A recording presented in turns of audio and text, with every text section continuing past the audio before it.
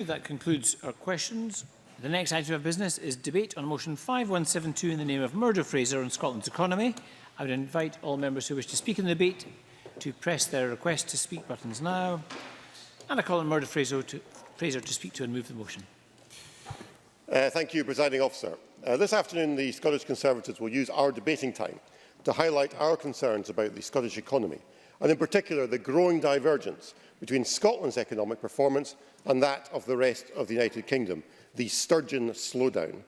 We want to examine the reasons behind this, press the Scottish Government for action and propose our own solutions for improving Scotland's economic performance.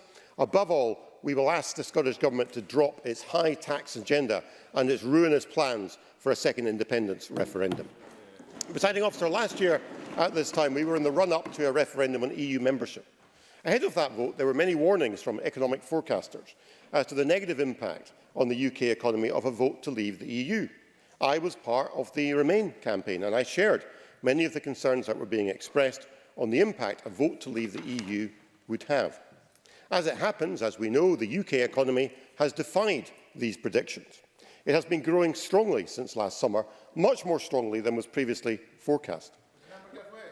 Yes, of course. Tom Arthur. I just wondered if Murdo Fraser would recognise that these forecasts were based upon the UK leaving the EU. It hasn't actually left the EU yet. Member is totally wrong. The forecasts were for the economy at the point where we currently stand after a vote to leave. The forecast said, including the IMF, incidentally, who said the UK economy would lag. Now, I don't know if the member was paying attention. Just yesterday, the IMF revised upwards its growth projection by the UK economy by 0.5%. That is the biggest upward change the IMF has ever made in its history. So the British economy is growing, and the member needs to pay more attention. And the unemployment rate has continued to fall. The employment rate across the UK is now 74.6%, the highest rate of people in work since records began in 1971. In a second, that is a story of economic success, Presiding Officer. I'll give way to the Cabinet Secretary. Keith Brown.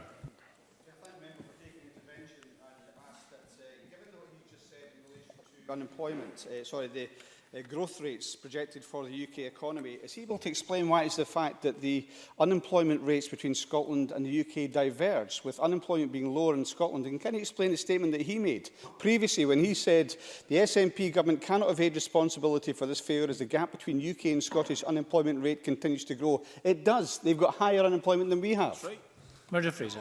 Me, Cabinet Secretary. You would really think the Cabinet Secretary for the Economy would actually understand the issues. The reason the unemployment rate in the United Kingdom has been falling, according to the Fraser of Allender Institute, though I suggest no more about this than the Cabinet Secretary does, is because people are coming out of the jobs market altogether. There's been a rise in economic activity. Now, if the Cabinet Secretary for the Economy doesn't understand that, if he doesn't understand his own figures, he shouldn't be in his job, Presiding Officer. So, there is much to celebrate in the growth of the UK economy. High growth rates, record levels of employment, falling unemployment and solid levels of business confidence. But there's just one fly in the ointment. This good news stops at the border. For the situation in Scotland is markedly different from that elsewhere in the United Kingdom. And it is only in Scotland, unique across the United Kingdom, that we're seeing this economic underperformance. Because in Scotland over the past year, our economy has been flatlining, not growing at all over the 12 months to Q4 2016, as opposed to growth of nearly 2% across the UK. And in the fourth quarter of 2016, the most recent one for which we have figures, the output of the Scottish economy actually contracted by 0.2%, while across the UK as a whole, growth was 0.7%. Another quarter of contraction, and we are officially in recession. The Sturgeon slowdown will have become the Sturgeon slump. Now, these headline figures mask a more serious problem, in that the active economy, defined as a measure which strips out public sector activity and focuses on private sector non-financial services, contracted by 0.6% over the last year, compared with growth of 3.6% across the UK. And on this measure, Scotland's active economy over the last 4 years grew at just 2%, against 13% growth across the UK. We have grown at 1/6 of the UK average. And the figures elsewhere are little better. Scottish workers have had the lowest rise in gross annual pay in the UK in any region, and Scottish business confidence is significantly lower than the UK as a whole, according to the Federation of Small Business. Now, let's look at the unemployment figures that the Cabinet Secretary was talking about, because what is clear, yes, unemployment in Scotland did fall in the most recent figures, but what Fraser of Allender say is that this is driven by the rise in economic activity. It's not about jobs being created, it's about people taking themselves out of the economy altogether. And the employment rate in Scotland is lower than the UK average, and Scotland lags behind every single other region of the UK on job creation rates. I don't know why the Minister is shaking his head. These are the facts. He has to start taking responsibility for the actions of his government. So the picture we have, Presiding Officer, is absolutely clear. While the economy of the UK as a whole grows strongly, in Scotland we have a specific Scotland-only problem. Our economy is not growing, we are not creating more jobs, and wages are not rising. So how do we explain this divergence between the UK and the Scottish economies? Well, we had our answer from the Finance Secretary 2 weeks ago. I notice he's not in the chamber this afternoon. Perhaps he's still on holiday. Perhaps he's being hidden away this afternoon, and that's not surprising. For his response was a laughable one, almost as laughable as the concept that Sir Jamie McGrigor has just joined the SNP, Presiding Officer. And his response was ridiculed in all quarters, for he tried to blame Scotland's relative underperformance on Brexit. As Professor Graham Roy of the Fraser of Allender Institute put it, much more diplomatically than many others did, and I quote, "With any Brexit uncertainty affecting the UK as well, it is hard to argue that Scotland's relatively weaker performance can be explained by the outcome of the EU referendum." So, Presiding Officer, as I've said, that is putting it diplomatically. Others put it in much more colourful terms. For it is simply ludicrous to blame Scotland's relative economic performance on a factor that affects the whole of the United Kingdom. Why is it that every part of the UK is doing well, just not Scotland? No, it must be a specific Scotland-only issue. Now, we're very happy to have a serious conversation with the Scottish Government about what the factors applying to Scotland alone might be. But in the absence of any more credible explanation than blaming Brexit, which is the go-to excuse from the Scottish Government when anything goes wrong, let me propose two possible causes. The first is the question of tax. Now, we know that the Scottish Government has extensive tax powers, and the recent budget passed by the SNP with the support of the Greens means that 1 in 7 income taxpayers in Scotland will pay more tax than if they stayed elsewhere in the United Kingdom, up to £400 a year more. On top of that, we have council tax rises, seeing families, not at the moment, seeing families paying more than £500 a year extra in some cases, and we already have the increased tax on business, with a large business supplement being double the rate that applies south of the border. And let's remember that this large business supplement, this misnamed large business supplement, applies to many comparatively modest retail premises which happen to suffer from high rateable values because of their location. And on top of that, we have the Lands and Buildings Transaction Tax, set at the upper end of the market at higher rates than elsewhere in the United Kingdom. And it's no wonder that the draft budget 2017-18 had to revise downwards by some £750 million the take from residential LBTT from between 2017-18 and 2020-21. Indeed, the Scottish Property Federation pointed out at the end of last month that the targets for LBT take for the current year were £100 million short of target, with just 1 month to go in the tax year. Presiding Officer, it's no surprise, because if you set the tax rates too high, you depress economic activity and you end up with less tax revenue as a result. Yes, I've got time. I'll give Gillian Martin.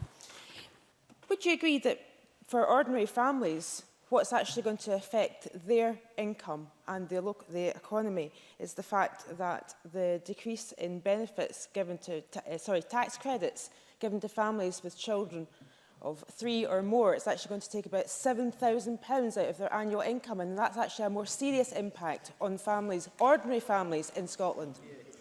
Murdo Fraser. That is an astonishing intervention from somebody in the SNP benches who wants to take us down the route of independence that will leave a £15 billion black hole in the public finances of Scotland. If you think welfare cuts are an issue, why on earth do you support a policy that's going to see austerity max imposed upon the people of Scotland, which is what you want? Let me go back to the issue of business rates. It's no wonder they're causing so much concern. The recent rates revaluation saw businesses throughout Scotland reacting with horror to huge increases in their valuations. Now, after pressure from ourselves and others, the Finance Secretary agreed to cap the increases for the hospitality sector at 12.5% for the coming year. He didn't tell us, perhaps he didn't realise that in fact this wasn't a cap at 12.5%, it was a cap at 14.7%, because he'd forgotten about the impact of inflation. And just this afternoon, I've heard from Fife Council that because the Scottish Government laid its regulations to implement the cap so late, the rates demands that they are issuing now to businesses do not take this cap into account. They will be asked to pay the higher figure. And I would ask the Cabinet Secretary, is this a specific problem for Fife, or is it occurring right across Scotland? Because if so, he needs to get it sorted.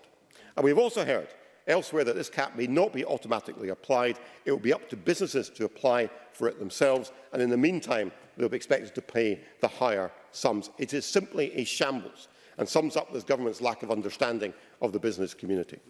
And this is a government that's done nothing for all those other businesses not protected by its cap. So whether it's children's nurseries, renewable energy projects, garden centres, there are a whole host of other businesses which contribute to our economy and provide jobs. They're all seeing a dramatic increase in their rates bills. Over the recess, I met with 2 hoteliers in Perthshire who told me that unless real action was taken on their rates bill in the longer term, it would no longer be viable for them to do business beyond next year. That is the impact this government's policies are having on the Scottish economy, and it's time they thought again. And there's a second factor doing damage to the Scottish economy, and it's the ongoing uncertainty caused by this government's obsession with a second independence referendum. And a whole host of business figures, from the Royal Institute of Chartered Surveyors to the Institute of Directors in Scotland, have warned of the impact that this uncertainty will have on their ability to do business and the ability to attract investment. A corporate survey by the law firm Burness Paul found that 88% of firms thought that the prospect of second independence referendum was creating uncertainty for Scotland. 50% stated that their company would not feel comfortable undertaking investment activity until the outcome of another referendum was known, and 83% said it was vital for Scotland to remain part of the United Kingdom. The evidence is absolutely clear from business. The uncertainty caused by the prospect of a second independence referendum is damaging Scottish economic recovery. Presiding Officer, I have set out what we believe are the problems with the SNP's approach. So what is the Scottish Government going to do about it? Well, let me give you some suggestions, some practical suggestions of what they might do to improve things. Firstly, the Scottish Government has very extensive powers on taxation. It should be using these to create a competitive tax environment in terms of business rates and in terms of personal taxation, including LBTT. Secondly, we need constitutional stability. We need to rule out a second independence referendum, which the people of Scotland simply do not want.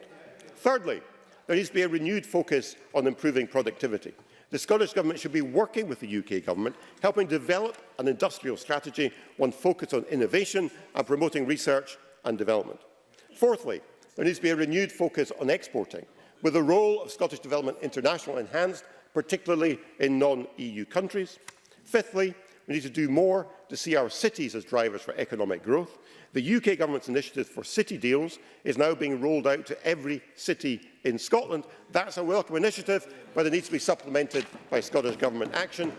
And finally, we should empower local government to assist growth. And I would commend to the Chamber the ideas we have to do this contained in our local government manifesto, launched this very morning. Presiding Officer, above all, the Scottish Government needs to think again on its damaging policies for Scotland. It needs to think again on tax, and it needs to think again on a second independence referendum. If it doesn't do those things, Presiding Officer, we will continue to see jobs disappear, our economy will continue to suffer, and the Sturgeon slowdown will become a Sturgeon slump. I have pleasure in moving the motion in my name. Thank you. With no time in hand, time is very tight now. Call Paul Wheelhouse, Ministers, to speak to and move Amendment 5172.3. 8 minutes, please. Thank you, Presiding Officer. Before setting out some of the actions of the Scottish Government to strengthen and grow Scotland's economy, I'd like to reflect that it is clear from Corporal Fraser's speech there that the Tories are setting out to ignore the fundamentals of Scotland's economy, which are strong. And for the record, Scotland's GDP per head is 99.9% of the UK average. Scotland has achieved strong productivity growth since 2007. Productivity per worker has grown 9.4% in Scotland, in comparison with 0.1% for the UK as a whole. Scotland has a strong and resilient labour market, and I'll repeat this for Mr Fraser. The latest figures show unemployment in Scotland at 4.5% is lower than the 4.7% in the UK as a whole, and since 2008, employment in Scotland has risen by 45,000. Scotland has a very supportive, just in a moment, I'll just finish some points. Scotland has a very supportive ecosystem for new businesses. Since 2007, the number of registered businesses in Scotland has grown by 15% to an all-time record level, and indeed, a survey for Export Market cited Edinburgh as the best city in which to start a business as part of a study of 43 UK cities. And the value of Scottish international exports has increased by 41% since 2007, from £20.4 billion to £28.7 billion by 2015. And Scotland's business expenditure in R&D, not as high as I'd like, but rose by over 40% in real terms between 2007 and 2015 to reach £871 million. I'll give way to Mr Fraser. Mr Fraser. I'm very grateful to the Minister for giving way. I don't know if he's familiar with the Fraser of Allender Institute, but I do think he needs to read their analysis of what's happening in the Scottish economy. The fall in unemployment is down to a rise in economic activity. It's not because jobs are being created, it's people leaving the labour market. And the increase in productivity, according to Fraser of Allender, is down to less hours being worked, not an increase in output per hour. Why doesn't the Minister actually study the figures rather than making bland assertions? Minister. Professional economist for 19 years before I was elected to Parliament. Yes, I do know Fraser of Allender Institute very well, and I've worked with the Fraser of Allender Institute. Indeed, I would just point out to Mr Fraser that since 2008, at the peak of economic activity prior to the recession, UK-wide recession, Scotland's employment has risen by 45,000. So just to get that in perspective, the Scottish economy has remained resilient in 2016 despite the significant challenges that continue to face the oil and gas sector and the heightened uncertainty that has been created by the UK's decision to leave the EU. Since the Brexit vote, consumer confidence in Scotland has indeed fallen and is lower than in the UK as a whole. But we can see, even if the Tories cannot, that Captain Theresa May and First Officer Johnson seem intent on steering a collision course for the SS Brexitania rather than to steer it away from the economic icebergs. We can see the problems are coming. The Tories seem to be ignoring it. However, only this week, Begbie's trainer, insolvency petitioners, and you might want to listen to this point, Mr Fraser, gave us welcome news that the number of Scottish businesses facing serious financial hardship is falling, bucking the upward trend for the UK as a whole. They found that firms in Scotland saw a 28% reduction in the most serious signs of business distress during the first quarter of 2017, compared with a 7% increase across the UK. Ken Patullo, who leads Begbie's trainer in Scotland, said, and I quote here, "Overall, the supply chain in the UK is facing challenges from a weak pound and rising inflation, in particular in fuel and food costs," unquote. And in case the Tories have missed it, I went on to state, and I quote again, "There is no doubt that these Brexit effects will keep impacting parts of the Scottish economy too." However, despite headwinds, Scotland's economy still grew 0.4% in 2016, and Scotland's labour market has continued to show very welcome resilience. Latest data to February 2017 shows that our unemployment, as I said earlier, not only outperforms the UK average, but also outperforms on both female and youth employment rates. The 0.2% contraction in the Scottish economy in the final quarter of 2016 stems largely from the continued slowdown in the oil and gas sector and the impacts this is having on the wider supply chain. In that context, I welcome Begbie Trainer's assessment that, and I quote here again, "It would appear that we have seen the peak of distress in that sector." Clearly, we need to remain vigilant, given the oil and gas sector is still fragile. I acknowledge that. But if the peak has indeed passed, then that would be great news for the oil and gas workforce and the sector, which has a long-term future in Scotland. The Scottish Government remains committed to supporting the oil and gas sector through measures such as the Energy Jobs Task Force, our £12 million Transition Training Fund, and new £5 million Decommissioning Challenge Fund. TTF in particular has assisted more than 1,800 individuals affected by redundancy to date, and up to a further 755 are being provided with new employment opportunities through 2 larger scale procurement rounds. Furthermore, the Partnership for Action on Continuing Employment has, in the year to 31st of March, supported 15,167 employees and 299 employers across the economy, with 2016 PACE Client Experience Survey published last October suggesting that some 71% of those assisted had found new employment. And that is an excellent service, I would argue, Presiding Officer, that is only provided in Scotland, to the best of my knowledge. Mr Fraser, I'm limited for time, if I may have to press on briefly. Mr Lockhart. The contraction last year was a blip. Why is it that under 10 years of the SNP, average annual growth in Scotland has been a mere 0.7%, a third of our long-term growth rate? Can you explain why that's the case? Minister. Well, I think as we'll come on to discuss, that the UK Government also has a role in the management of the economy, which is something that point has been made already to Mr Fraser. You may not like it, but those powers are still reserved. So I think we both have to accept, both the Scottish Government and the UK Government have to accept that we'd like to see improvement in economic performance in Scotland. But I've already highlighted a number of examples where Scotland is performing extremely well in comparison with the UK. And Mr Fraser mentioned renewables. Last week's Baringa studies demonstrated that at least 1 gigawatt of new onshore wind can be commissioned without subsidy, but UK Government, because of the 2015 manifesto, continue to deny a route to market for that technology, alongside 812 megawatts of islands wind, 1,072 megawatts of pumped hydro capacity and 150 megawatts of tidal projects, all held up because of a lack of support from UK Government, potentially billions of capital investment for Scotland and the wider UK supply chain. And the Scottish Government is also investing in the wider economy to boost growth and create jobs over the longer term, including investing in our future through our £6 billion infrastructure plan and the £500 million Scottish Growth Scheme. Hundreds of millions of pounds are being invested in transport, housing and energy efficiency, and £400 million of investment in digital connectivity to mitigate failings in another area that is reserved to Westminster. We are committed to reducing the burden of air passenger duty to improve Scotland's connectivity, and we plan to invest more than £1 billion in our universities in 2017-18 and are supporting collaborations between universities, businesses and others through our innovation centres. But it is vital we retain access to Horizon 2020 and other key sources of funding. We've established a Board of Trade and are creating permanent trade representations in Berlin to add to our innovation and investment hubs in Dublin and Brussels. The new Innovation and Investment Hub in London was opened officially by the First Minister yesterday and will provide Scottish companies with a place to meet clients and customers, target new markets and secure investment. And we are increasing the number of modern apprenticeship opportunities to 30,000 per year by 2020. These investments in our economy are crucial, both in the short term to support Scotland's economy during these uncertain times as the UK embarks on a hard Brexit, but also as investment in the long-term productivity of our economy. We are using our tax powers to support growth in the economy. On business rates, our actions demonstrate a continuing commitment to competitive business rates environment, and we've reduced the overall rates burden by around £155 million and ensured more than 50% of all properties pay no rates this year, with over 70% paying the same or less than last year, 8,000 business properties no longer paying the large business supplement, and the overall core business rate poundage being cut by 3.7% to 46.6 pence. We provided specific rates relief schemes for office accommodation in North East Scotland for renewable projects and the hospitality sector Scotland-wide. All measures the Tories voted against in the recent budget vote. The economic outlook for Scotland remains positive, Presiding Officer.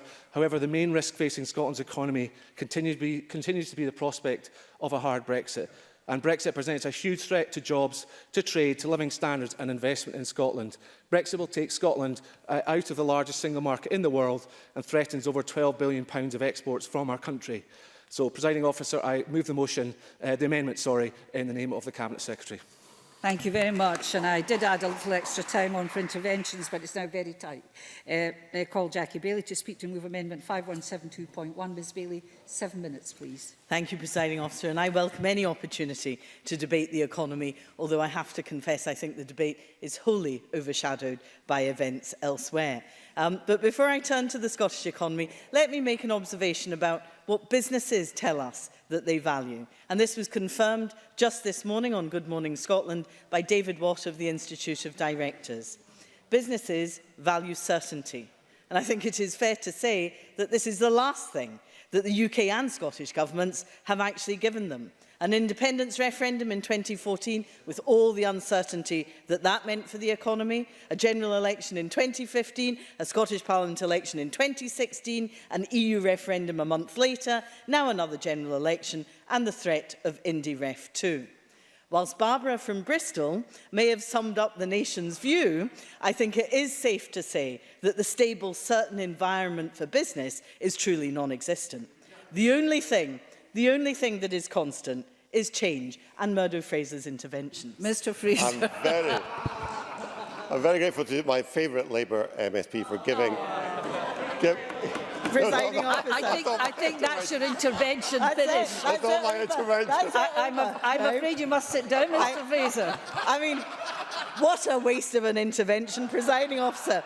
But you know, it actually reminds me that the last time the Tories took us to the polls, it was to sort out an internal party problem over Europe. And look where that got the country. Out of Europe, the entirely fictitious promise of more money for the NHS, and David Cameron out of office. Now, the new Prime Minister looks intent on using a general election to silence her internal critics. I can but live in hope that she will suffer a similar fate to her predecessor. But it was, of course, hold on. It was, of course, Theresa May herself that long held that a general election during the Brexit negotiations would be damaging to businesses and households. Well, what a complete U-turn on her own position, because it's clear now that she simply doesn't care about the damage that would result. Whilst I, like most politicians, quite enjoy elections, the reality is that the Scottish economy, which is already in a precarious state, might suffer further. The uncertainty of an election clearly does not help. And I will relish the debate, but I can't help but think, as someone once said, now is not the time. I believe our collective focus, it is uncomfortable hearing this, I accept that, but you should listen. But I do believe our collective focus, whichever parliament you are in, or whichever party you belong to, should be on growing the economy. Because whatever set of figures the SNP tried to spin, we don't start from a strong base. The economy is not just stagnating, it is in decline.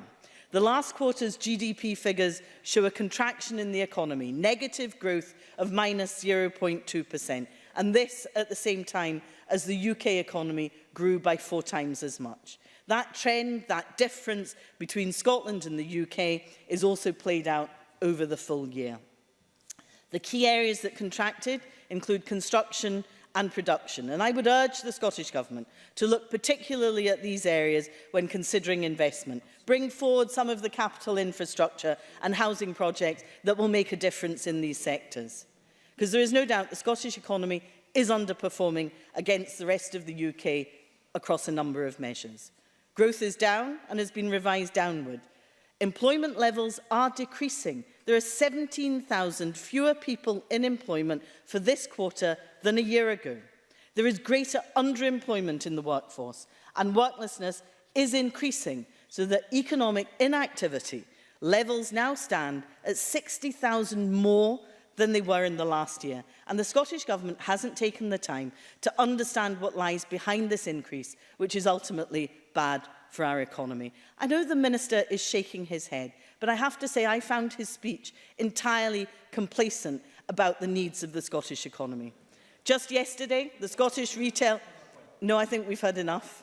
Just yesterday, the Scottish Retail Consortium reported that retail sales were down... You might listen to this. Retail sales were down for the last month. And although food sales appear to have gone up, this is largely as a result of price inflation. That should concern us all. Retail matters to the Scottish economy. Encouraging productivity and growth in this sector is important, and it is really time that the Scottish Government invested in a dedicated retail strategy. The truth is that Scotland lost out on billions because of the SNP's mismanagement of our economy. Failure to return to pre-recession levels of growth has cost the economy in Scotland £6.5 billion since 2011. With our new powers over taxation, we absolutely need to create jobs, to increase revenues, to ensure we have enough to invest in public services. I don't like people whistling. Somebody was whistling now. So you're not in a class, so I don't need to ask you to stand up, but we'll not have that. Thank you, Presiding Officer. I have to say you'd think that after a decade of the SNP being in charge, we would have a government focused on boosting growth by investing in the economy and creating jobs. Instead, what we see are breathtaking cuts of some 40% to bodies like Scottish Enterprise, the very agency charged with growing the economy. Quite simply, the SNP government are not serious when it comes to dealing with the economy. Either that, or they really don't know what they're doing, and I'm not entirely sure which is worse. Just look at the economic strategy. Now, there is much in it that we support, but the ambition and warm words are simply not matched by action. There is little monitoring, little forward direction, and to suggest that it should not be fundamentally reviewed in light of Brexit is astonishingly stupid. And then we have the SNP's plans for a second independence referendum. No longer once in a generation, but once every few years. This would be economic vandalism on a truly breathtaking scale. Just the prospect of IndyRef 2 will cause damage to the economy, never mind independence itself. And the SNP can't even tell us that most basic of questions. What currency will we be using? How do we fill the £15 billion black hole in our accounts each year? You know, there is no greater ambition, presiding officer, than to grow the economy, but that ambition must be matched by action. Investment in growth, investment in skills, investment in our businesses, and certainty to help them invest in the future. We stand ready to work with the government, but it really must pull its head out of the sand and focus on the economy, not on another independence referendum. Please move your amendment. I move the amendment in my name. Thank you. Call Patrick Harvey. Mr Harvey to speak to and move amendment 5172.4. Thank you, Deputy Presiding Officer. I welcome this debate on the economy, and I'm glad that it hasn't wholly descended into a debate on independence and Brexit alone. It so often happens, although I have to say that when the opening Conservative speaker called for a period of constitutional stability, I almost choked on my watermelon. I really did. The Green Amendment, which, Deputy Presiding Officer, I move now in case I forget to do it later, focuses on two main themes: the failure to invest in a transition away from the fossil fuel age and toward long-lasting, high-quality and sustainable economic activity for the future, but also the inequality which persists in our economy, because narrow metrics like growth alone are not enough. Even productivity alone are not enough to tell us about the quality of economic activity as opposed to its quantity. There is indeed a strong economy for some. The top 10% of the Scottish population have more than doubled the income gap between themselves and the bottom 40% in just 1 year. In just 1 year, that gap has more than doubled. And that's in keeping with the rest of the UK. The richest 10% of UK households hold 45% of all wealth. The poorest half of the population, by contrast, own just 8.7%. Yes, the number of the proportion of working-age adults in employment is at a high, but the number of people in working poverty, in a family in working poverty, is 55%, also a record high. And the Scottish Government's statistics show that 20% of people in Scotland were living in relative poverty in 2015-16. For those who enjoy a position of wealth and privilege, you can indeed identify a recovery, a strong economy. That claim can be made, and they will enjoy the fruits of that. But far more people are experiencing a labour market and an economy characterised by low wages, bogus self-employment, and precarious employment through the so-called gig economy. That's the shiny new name, of course, that we have for just old-fashioned casualisation, but this time with apps. I don't think we should be excited about this. We should be concerned about the people who are being exploited through it. And the Tory government is pursuing policies which will actively make poverty and inequality worse. Much has been said about the impact from the cuts to tax credits and universal credits. The idea that in response to Gillian Martin, that Murdo Fraser seems unable to recognise that taking thousands of pounds from a low-earning or average-earning household is somehow to be ignored, while taking a few £100 from people like us on high incomes is so much more devastating in the economy, I simply find this laughable. All of this highlights that inequality is the context in which we need to read what the numbers such as narrow economic measures like productivity and GDP tell us about the economy. Another factor that's ignored by those narrow economic metrics is, of course, sustainability. Now, Brexit has, of course, endanger our economy. That much is certain, and the internal party squabbles of the Conservatives look set to trigger an opportunistic snap election and a power grab to undermine both parliaments. But when Murdo Fraser asks the question, why the divergence between Scotland and the rest of the UK, he cites tax policy, even though his beloved Fraser of Allender Institute have pretty much blown out of the water the claim that Scotland is the highest taxed part of the UK. And he also suggests it's because of the debate on independence. But the divergent performance he points to starts after the 2014 referendum, and before, in fact, in the run-up to his party's reckless decision to pursue hard Brexit. And so I don't think that that referendum can be the issue. He mentions the Fraser of Allender report on several occasions. That analysis concludes by saying the independence referendum does not appear to have been a major driver of volatility. We find that global events such as the Eurozone debt crisis tended to have a much more significant impact. And later on, just one moment, later on, in that same analysis, it cites the downturn in the oil and gas sector as part of the explanation. I find it astonishing that Murdo Fraser wants to look at tax policy or the constitutional debate as though the uncertainty is all coming from Scotland, not the UK, and ignoring the fundamental structure of the Scottish economy. And I welcome him if he's now got some nice new fruit and vegetable-based insults for us. That would be great fun. He certainly will not. Mr Fraser. Thank you. Thank you. I'm grateful to the member for giving me. Does he accept the Fraser of Allender Institute analysis he's just quoted refers to the impact on financial markets, in other words, on stock prices, not on the impact of the broader economy of the constitutional debate? It seems to me that from a reading of the Fraser of Allender's publications and from what we know about the economy, it is bizarre to dismiss and ignore and not even refer to the over-reliance on the fossil fuel industry, which is central to Scotland's position. Burning just the fossil fuels that we have in known reserves, we know will tip the climate system into disarray. So that resource will never be successfully turned into profit or economic activity. We cannot allow the dependence of our people's livelihoods to depend on that volatile global price and that unburnable resource. This much is certain. And I would also quote Douglas Fraser from the BBC, who said, down in the doldrums with Scotland was Russia. Those over-dependent on oil revenues, as well as those afflicted by war, dominate the list of those with contracting economies. I simply don't think we can dismiss the reality of this issue, and it really should focus our minds on the urgent need to invest in a sustainable alternative. I don't have time to go through the other amendments, Deputy Presiding Officer. We will be voting against all of them for different reasons, and my colleague Andy Whiteman will explain that in summing up. I move the amendment in my name.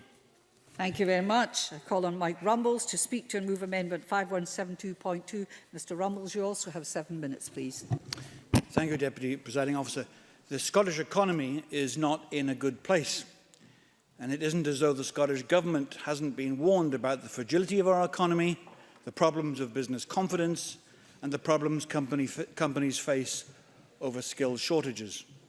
The Liberal Democrats have argued that what is needed from the Scottish Government is transformational change in our education and skills base to build a high-wage, high-skilled economy. Now, we argued this most recently with the government ministers during this year's budget process, but unfortunately the Finance Minister had already decided his budget beforehand. The evidence for this is the almost magical appearance of extra money, which, while appeasing the Greens, did not come anywhere close to providing the funds necessary for the transformational change that we believe is needed. We all know, don't we, that business doesn't like uncertainty. The Conservative motion argues that the Scottish Government should set aside its campaign for another independence referendum and focus on the economy instead.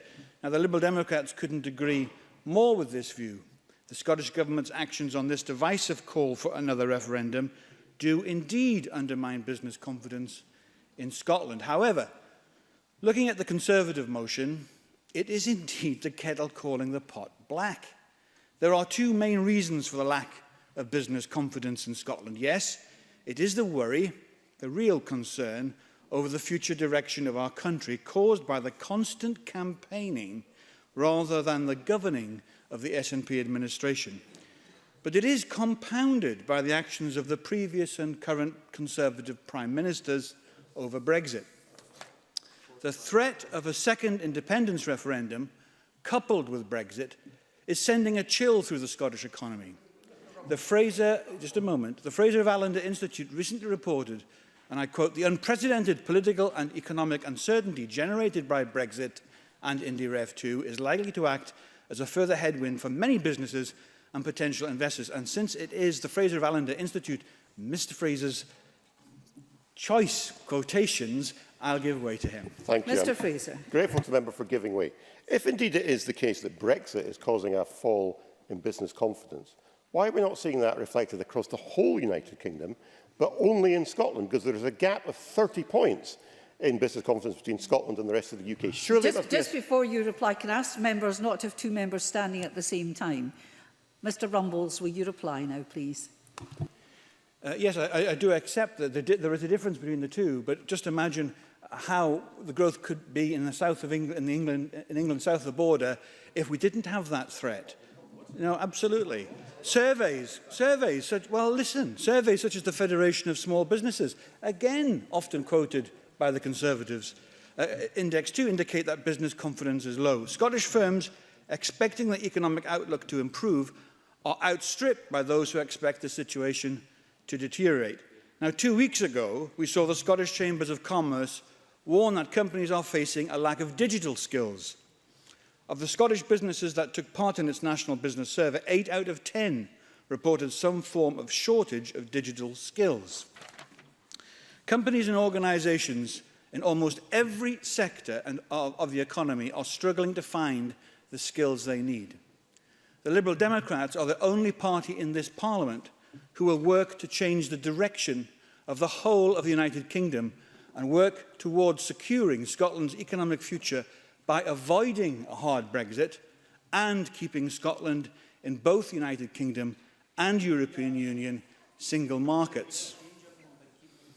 Patrick Harvie. I'm sure that if Mr Rumbles is committed to changing the direction of the UK, he'll do what his party leadership has not done at UK level and rule out any form of cooperation with the Conservatives after this snap election.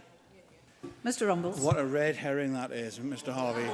I mean, quite frankly, we're not interested in coalitions, quite frankly, and I'm sure the Greens aren't either, because I don't believe the Greens will win one member of the Scottish Parliament, member of Parliament in Scotland. Never mind, let's get back to reality.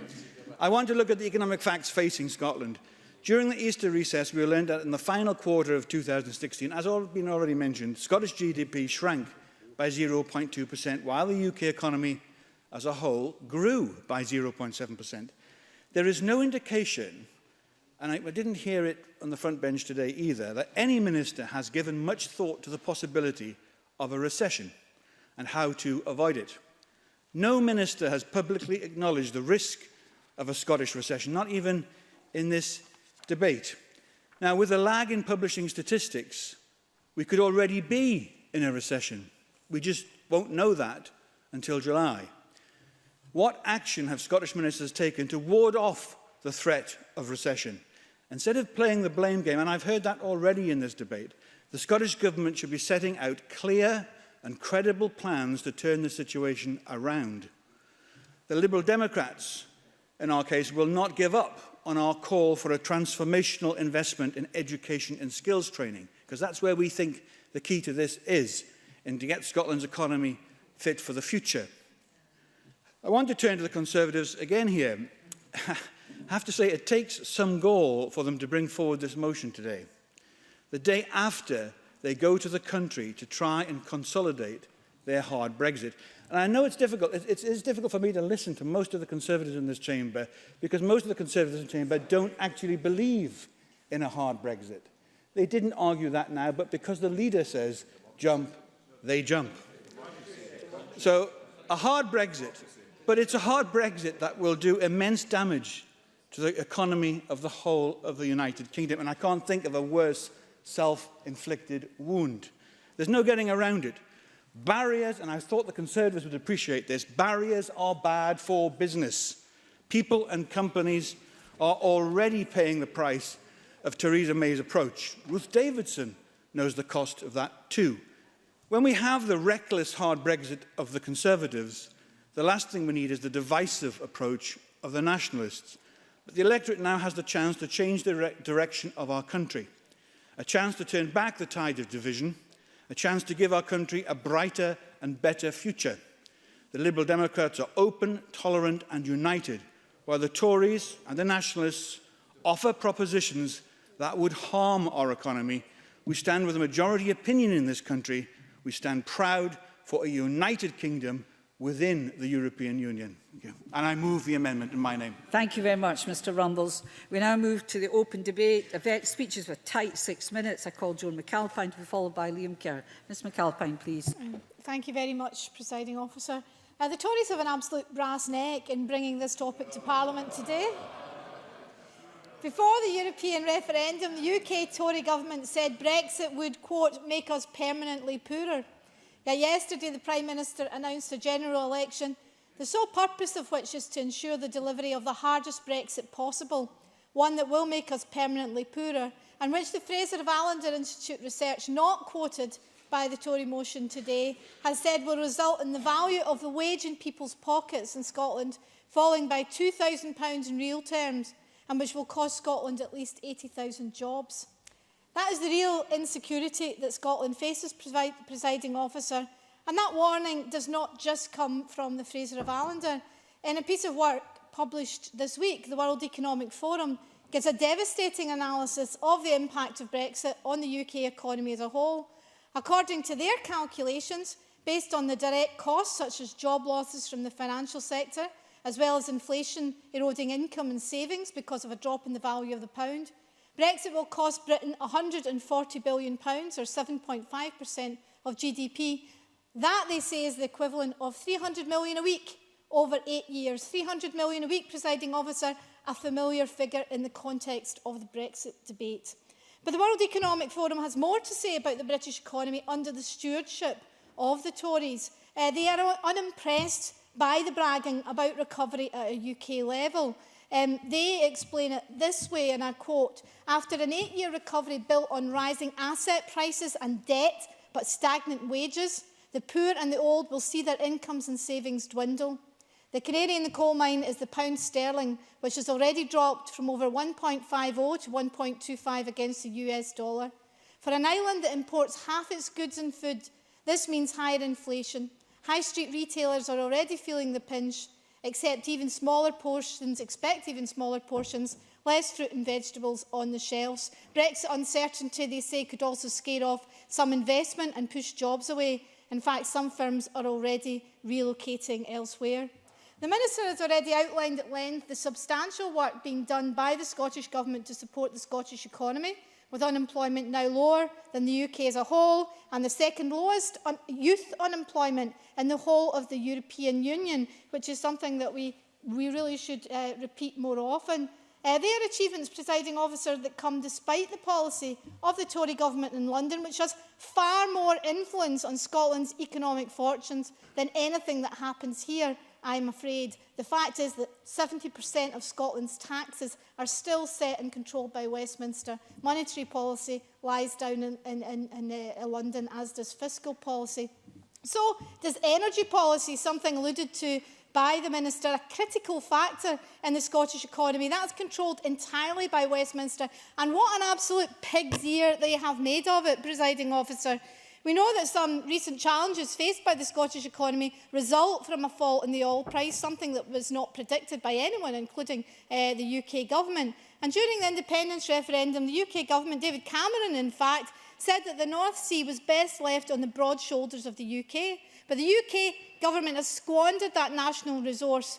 Over the last 5 decades, North Sea production has generated over £330 billion in tax revenue, and all that went straight to the UK Treasury when it could have been invested in Scotland's infrastructure and put aside for the future. In Norway, a small independent country, oil revenues have been invested wisely and there's now a sovereign wealth fund of $900 billion. What an indictment, Presiding Officer, on the failure of successive UK governments to safeguard Scotland's most precious resource. But the mismanagement of energy is not confined to oil, Presiding Officer. The UK government under the Tories has, since 2015, sought to sabotage our renewables industry and what can only be described as a series of spiteful measures that undermine the Scottish economy. Scotland's ability to attract investment in the renewables sector is being hampered by UK government policy. The UK position in the EY Renewable Energy Country Attractiveness Index fell to the 14th place in October 2016 due to, quotes, uncertainty caused by Brexit, the closure of DECC and the approval of the Hinkley Point C, all dealing a sizable blow to the UK renewable sector.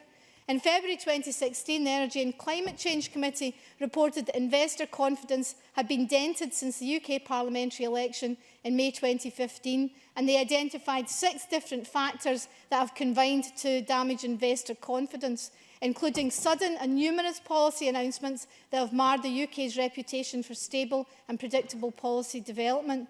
The UK government has been criticised by a wide range of experts and stakeholders in this area. For example, Andrew Watkin, Head of Energy and Marine Team at the property consultancy Carter Jonas, stated that the plans will, quote, kill off the solar and offshore wind industry in the UK from 2016 forwards.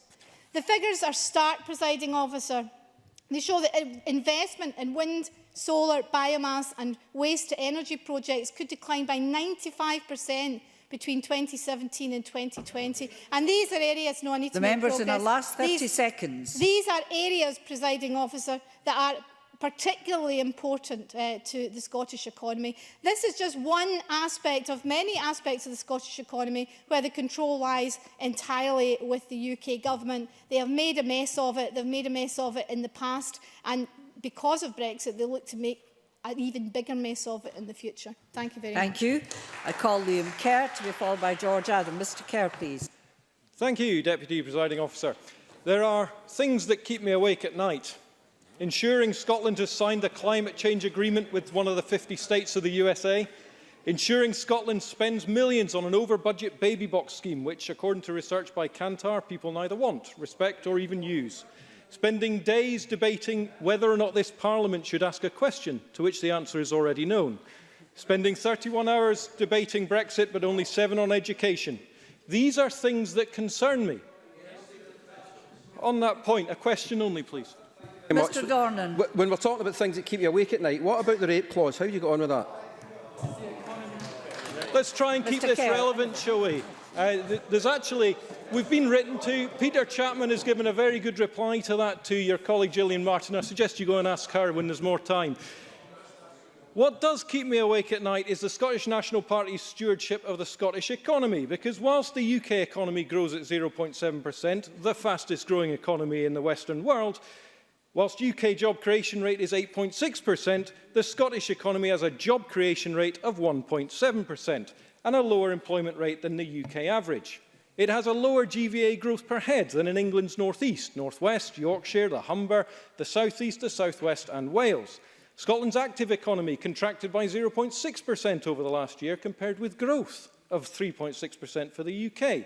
And according to the Scottish Government's own figures, the Scottish economy grew 0% over the last year, compared to 1.9% for the UK.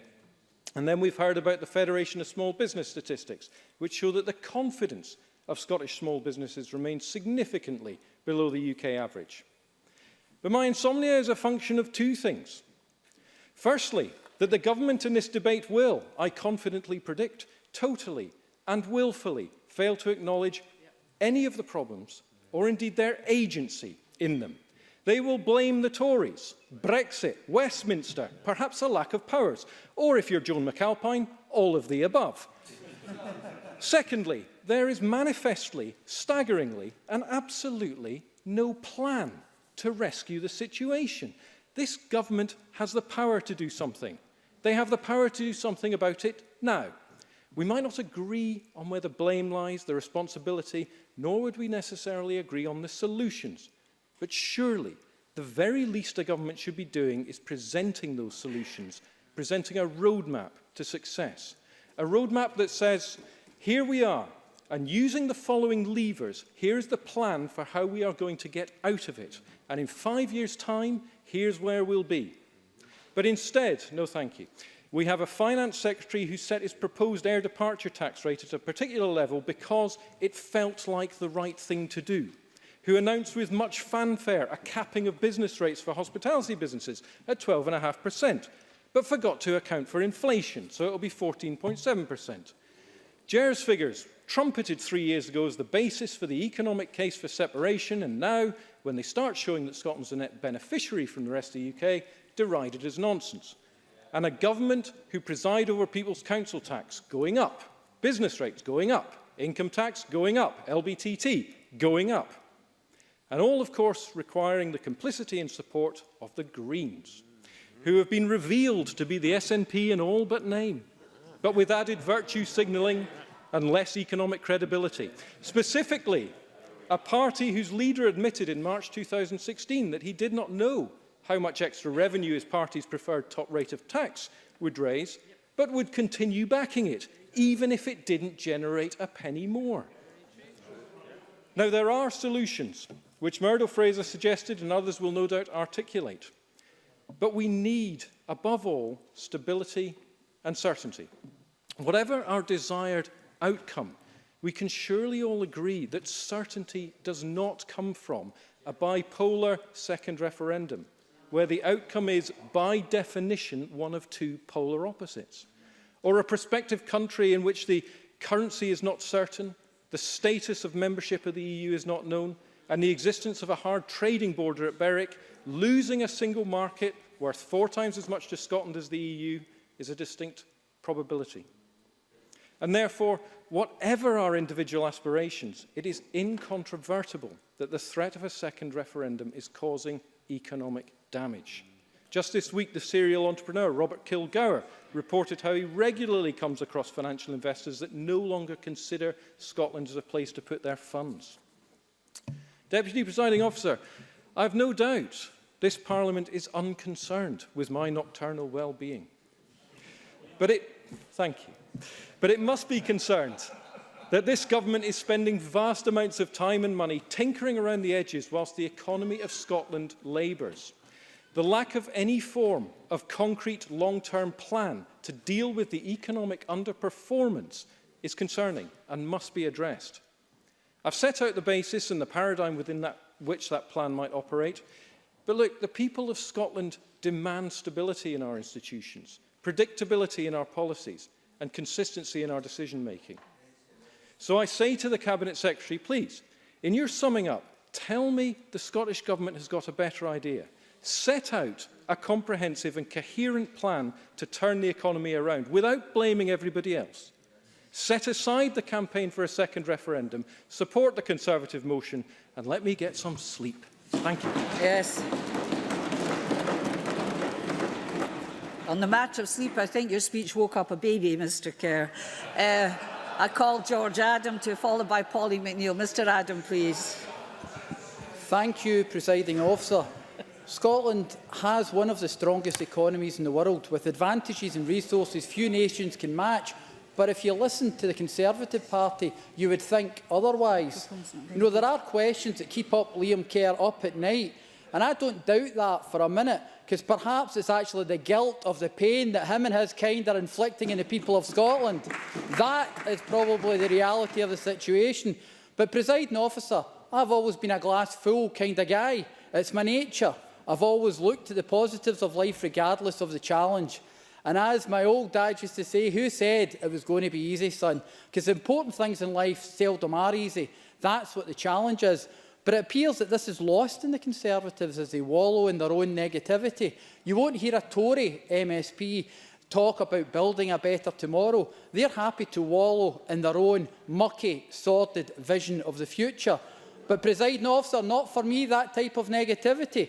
And constituencies like mine, the small business bonus scheme has made differences in regenerating the East End of Paisley. Obviously, the Tories are not interested in regenerating towns like Paisley because it's under them that the problems have happened in the first place. But 100% occupancy in retail units, many of these actually qualify for the small business bonus, and this has saved businesses in Scotland over 1.2 million in rates alone. This year, the Scottish Government expanded this by removing the rates burden entirely for 100,000 business properties. Politics is about priorities, and the priorities of this Scottish Government has always been the people they serve. While the Tories in Westminster cut taxes for those in the higher rate, the Scottish Government are foregoing the tax cut of £400 that equates to $760 a week and making it contribute to Scotland's social contract, which includes free education, further childcare, free school meals, no bedroom tax and free prescriptions. The abolition of tuition fees saves over 120,000 undergraduate students up to £27,000 compared with the cost of studying in England. The Scottish Government's increases in free childcare to 600 hours saves families £2,500 per child per year, and a total, when the expansion comes up to 1,140 hours, is the equivalent of 30 hours a week, will save families £4,500 per child per year. Free school meals. All children in primary 1 to 3 are entitled to free school meals, saving families around £380 per year and making sure stigma does not stop children who need getting a decent meal. No bedroom tax. The Scottish Government has ensured that no one in Scotland has to pay the Tories' hated bedroom tax, ensuring that 70,000 households, 80% of which have disabled family members, save more than £600 per year on average and able to stay in their own home. And free prescriptions, Presiding Officer. Scottish patients who need a prescription save £8.40 per item as compared to England.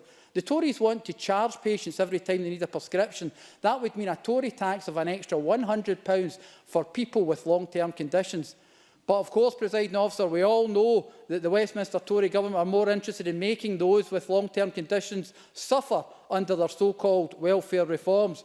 Presiding Officer, you may or may not be aware that next week is Multiple Sclerosis Awareness Week. And although this year's theme is on MS specialist nursing, the focus over the past few years has been the impact of welfare reform for those living with MS.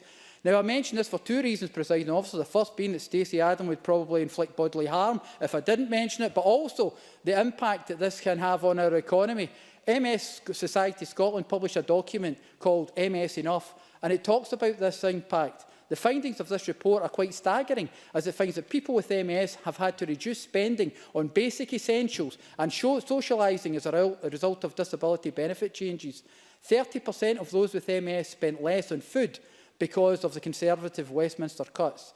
25% reduced their spending on gas and electricity, and 47% spent less on socialising with family and friends. All this on the back of Tory welfare cuts.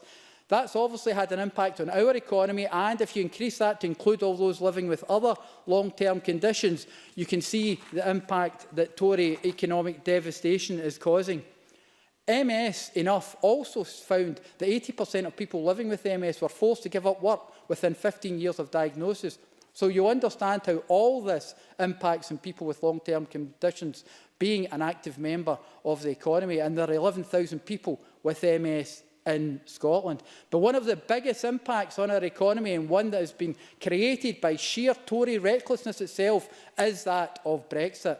A hard Brexit will impact negatively on business growth and lead to skill shortages, which will in turn reduce employment, investment and public spending across the country.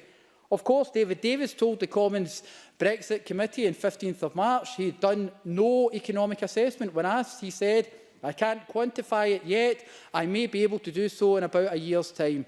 In about a year's time. That shows how much focus and direction the Westminster Government has on our economy. Presiding Officer, I stated earlier I believe in facing our challenges head-on and finding solutions to problems. The Scottish Government has the same attitude, working within a system that they have had to mitigate against the decisions made elsewhere to protect our nation from the Tories. And they will continue to do that over the next couple of months as we continue to debate the true cost of potentially never-ending Tory rule in Westminster. Thank you very much. I call Polly McNeill to be followed by Ashton, and Ms McNeill, please.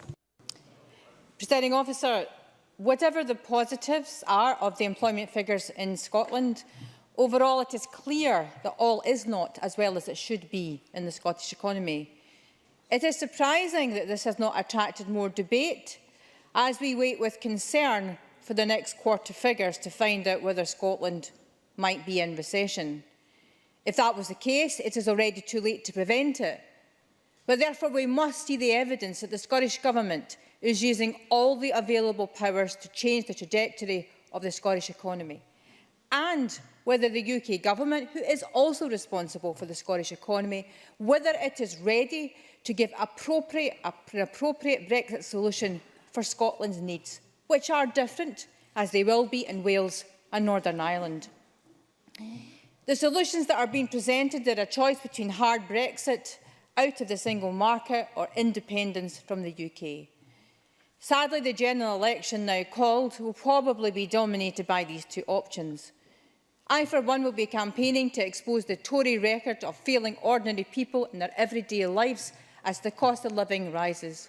Restricting child benefit to 2 children will only add to child poverty they claimed they would solve, but crucially it will not encourage the population growth we need.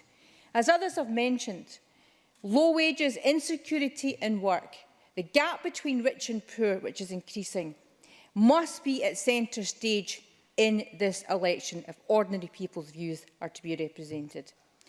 But if Theresa May's real reason for calling a general election is, as she says it is to unite behind a Brexit plan so that she can negotiate for those purposes, then she does need to ensure and provide an assurance that that includes a plan that meets the needs of Scotland too.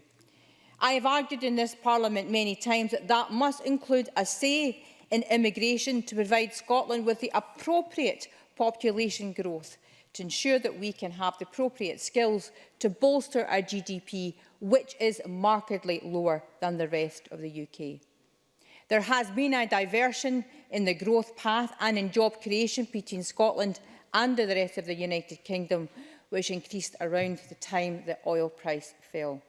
There needs to be a serious analysis around this as to why.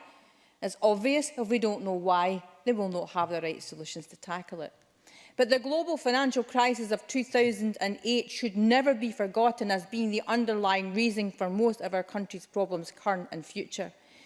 But the two false choices presented by the SNP and the Tories compound the problems that the global financial crash created. But whatever the result of the general election, both the UK and Scottish governments need to be focused on the economy, on the creation of quality jobs with protection at work, attracting inward investment and new infrastructure to give business and consumers some confidence in the long-term plans for our country. Brexit and the manner of Brexit has already caused huge problems for the UK as a whole. Even though the UK economy has showed some resilience, as Tom Arthur said earlier, we haven't actually left the European Union yet, so we haven't felt the full effects. But none of these constitutional choices, if they come to pass, will deal with the fact here and now that action is needed urgently to change the direction that we are currently headed in. Wage stagnation is amongst one of the most serious issues across the United Kingdom. In July last year, wage growth was worse than anywhere in Europe apart from Greece. UK wages dropped by more than 10% since the financial crash.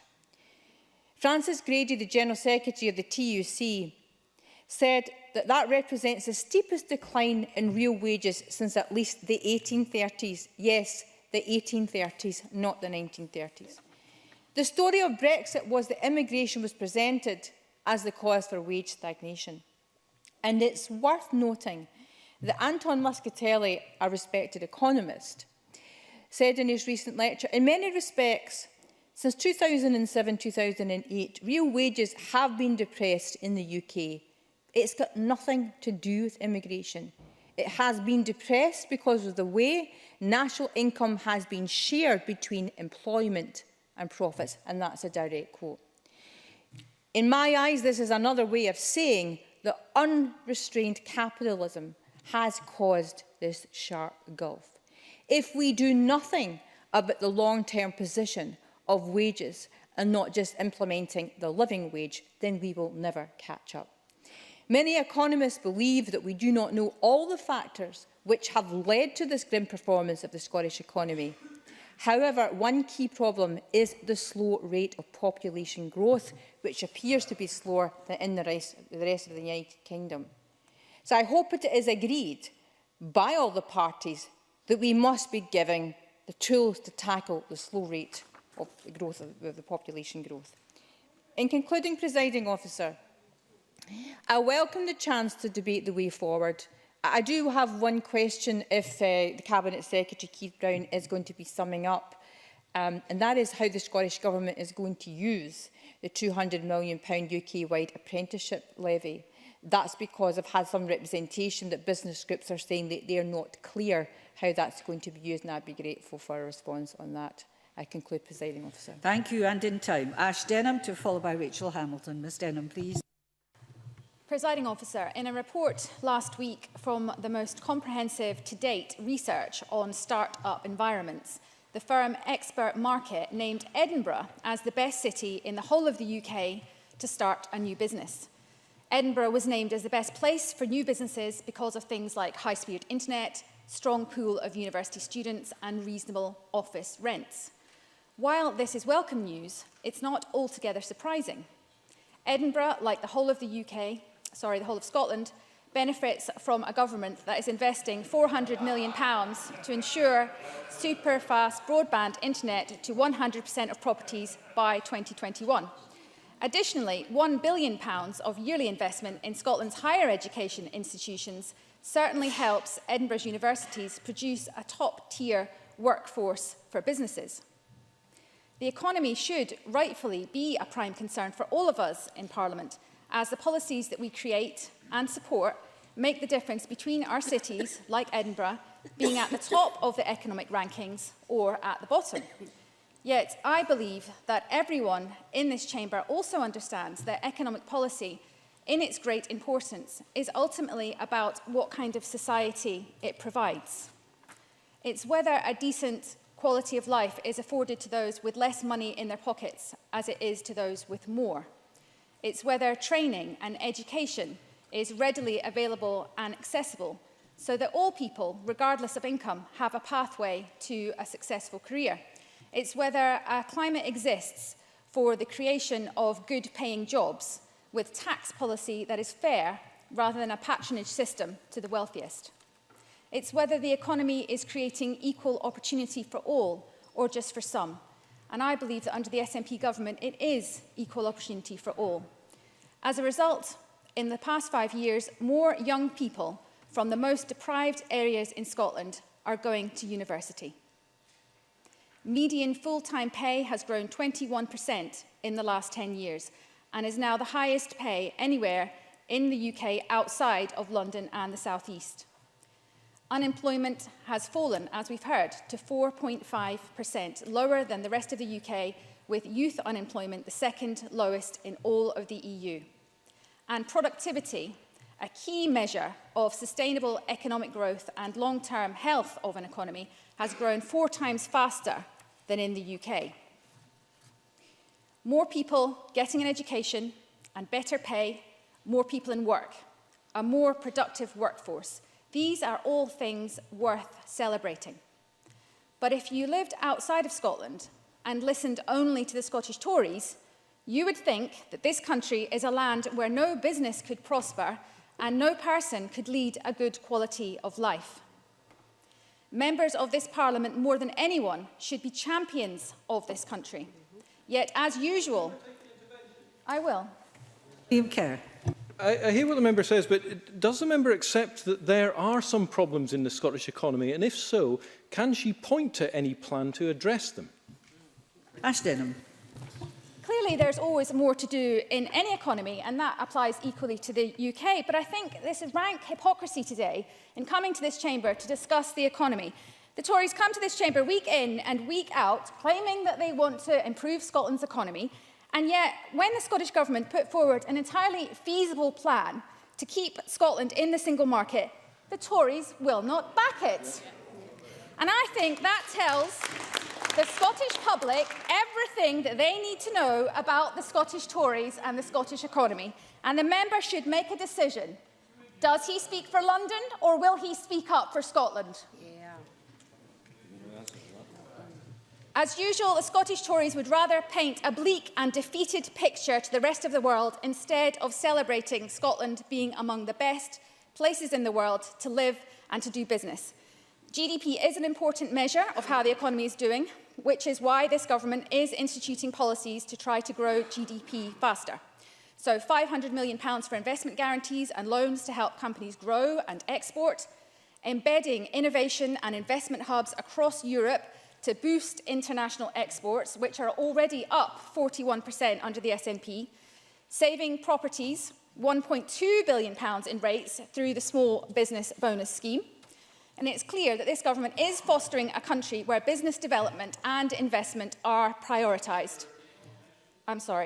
What is less clear is why the Tories are keen to drag Scotland down a path that would be so destructive. How ironic is it that the Tories lead today's debate on Scotland's economy while all the while supporting Theresa May's hard Brexit at every step of the way, which could cost this country up to 80,000 jobs? How ironic is it that their leader, Ruth Davidson, would not only defend the inhumane Tory rape clause, but claim that Holyrood should spend money intended for vital public services to mitigate a Westminster-created policy? What sort of economic stewardship is that? Not the kind that has the best interests of Scotland at heart, that's for certain.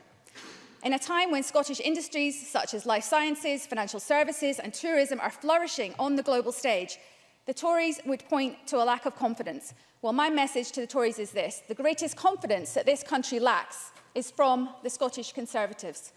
I remain confident in Scottish growth, Scottish opportunity and resilience, and I believe that the majority of people who live, work and do business in Scotland feel the same. Thank you. I call Rachel Hamilton, followed by Ivan McKee. Ms Hamilton, please. Thank you, Deputy Presiding Officer. I draw members to my register of interests and remind them that I am a business owner. Today's debate sets out the SNP's dismal record of performance with regards to Scotland's economy. Brace yourself for a ride on the ghost train along our high streets and past the empty shops. Yes, it's that time of year when the Mayfair visits our local towns and cities and we whoop and holler on the roller coaster rides. But this is real life. The Scottish economy is flatlining, and in this chamber we will be accused of talking Scotland down. I say to the Scottish Government, look in the funny house mirror, because it's 10 years of SNP government that's led us almost every single major business organisation, research unit, institute, even your own Scottish Government figures point out the doom and gloom statistics that exist on Scotland's high streets and in rural towns and villages. Retail is Scotland's largest private sector employer, employing 250,000 people, 13% of the private sector workforce. However, most recent data indicates that there were over 9,000 fewer jobs in the industry between 2014 and 15. We hear from businesses that they're struggling. They're juggling cash flow by robbing Peter to pay Paul. They're deferring payments and stacking up credit charges. Business owners are weighing up the cost of labour versus customer service. Investment plans have been parked and essential maintenance put on the back burner. The Scottish National Party like to blame the vagaries of Brexit. We heard earlier from Murdo Fraser, who quoted Graham Roy from Fraser Ballender, who said it's hard to argue that Scotland's weaker performance can be explained by the outcome of the EU referendum, particularly when the rest of the UK is outperforming and have experienced the same Brexit. Let's take a look at what's happened on our high streets in the south of Scotland. Empty retail units and shops in Galashiels and Dumfries. Why? Because rents are too expensive and business rates too high. David Lonsdale from the Scottish Retail Consortium says, with shop vacancies increasing and 1 in every 10 retail premises now empty, there is a pressing need to reduce the cost of doing business. We've yet to hear a convincing explanation as to why firms operating from medium to larger sized premises in Scotland are better placed to be stumping up more in business rates than firms in comparable premises elsewhere in the UK. Will the Scottish Government listen to the Scottish Consortium and follow their recommendations? Have they actually read that report? Nope. Before I get an intervention about small business rate relief, I forget it, because show me the evidence that small business rate relief is working. If it was, we'd see growth in retail and thriving high streets in the south of Scotland. The divergence in tax rates has impacted on the Scottish economy, and because of this, Scotland is not an attractive location to set up business. A consequence of devolution means that Scottish Government can make different policy decisions north of the border. Those differing approaches have had an impact. Firstly, the impact of a Scottish-specific taxation, such as doubling of the large business supplement, makes operation in Scotland more expensive and affects retail investment. 1 in 10 commercial premises in Scotland pay the large business supplement, and Liz Cameron of the Scottish Chamber of Commerce said that the decision to double the large business supplement puts many Scottish businesses at a competitive disadvantage compared to their counterparts in the rest of the UK, when the Scottish economy is underperforming that of the UK as a whole. She goes on to say, this additional tax affects a wide range of businesses, including shops, offices, factories and hotels, for whom an increase in their fixed costs is the last thing they need at the moment. This moves me from retail to hospitality, two sectors that feed off each other and attract visitors to Scotland. 6 weeks ago, Derek Mackay announced a 12.5% cap on rises for 8,500 pubs, restaurants, cafes, hotels and other hospitality firms. Over Easter recess, I learned that due to inflation, the cap will increase to 14.75%. I also learned that the SNP government has changed the legislation to state firms must now wait at least 105 days before a decision is made on their rates bill. Previously, the limit was just 70 days, meaning those affected will have an additional 35 days of being out of pocket. I think it's great that the front three are actually talking amongst themselves when this is quite a serious business matter. Considering finances for many of these organisations, yes, I will. I thank Rachel Hamilton for taking an intervention. I was listening to what she was saying. I was actually looking for research to point out, but presumably she will welcome the fact, given she's referring to the hospitality industry, that the First Minister, on her trip to the United States, has managed to sign a deal between TripAdvisor and Visit Scotland to be a massive boost to the tourism sector in Scotland. Maybe she'll welcome that. I thank Paul Wheelhouse for that intervention. Unfortunately, I don't welcome that because of the very reason that's an unregulated organisation. And if you looked at the International Hoteliers profile on Facebook, you'd actually realise that they don't welcome it either. This is just another indication of an anti-business SNP government that would rather hit firms in the pocket than help boost growth, jobs and the economy. On top of this, the Scottish Government took over 3 weeks to send out guidance to local councils who collect rates on their behalf, resulting in businesses having to pay the original amount before the cap was announced. Some bills amounting to between 50% and 300% increase, more than they previously paid, and then try to claim the money back. Just doesn't make business sense. Many businesses will see a dent in their cash flow, and there has been an outcry from the industry who feel they've been misled by the Finance Secretary. To conclude, Presiding Officer, the Scottish retail sector is going backwards under this SNP government. Employment in this sector is down, investment is stalling, cash flow is tight, fixed costs are up, and at the top of all, we have a Finance Secretary boasting about business rate policy that is unravelling by the day. I support the motion in Murdo Fraser's name. Time is really tight, so under 6 minutes would be appreciated. Ivan McKee, followed by Jamie Green. Thank you, Presiding Officer. Can I first draw the Parliament's attention to my role as the Parliamentary Liaison Officer to the Cabinet Secretary for the Economy. Here we are, Presiding Officer, trying to get on with the day job, creating employment with some 16,000 new jobs delivered over the past 3 months. Scotland enjoying the lowest unemployment levels of anywhere in the UK, achieving the best inward investment levels anywhere outside London. The only part of the UK to be fixing the productivity puzzle rather than just talking about it, with growth and productivity in Scotland 4 times higher than that of the rest of the UK.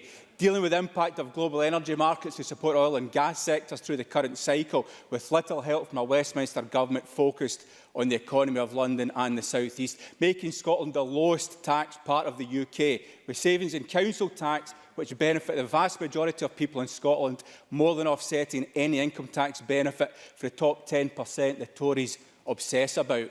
Here we are, doing what we were elected to do, but facing constant interruptions and distractions from a UK government obsessed with exiting the European Union above all else. A Tory Prime Minister diverting UK government resource down the blind alley of negotiating the first trade deal in history. The first trade deal in history where the objective is to make both parties to the negotiation worse off than they were before they started, and then taking the bizarre decision to drag us into a general election.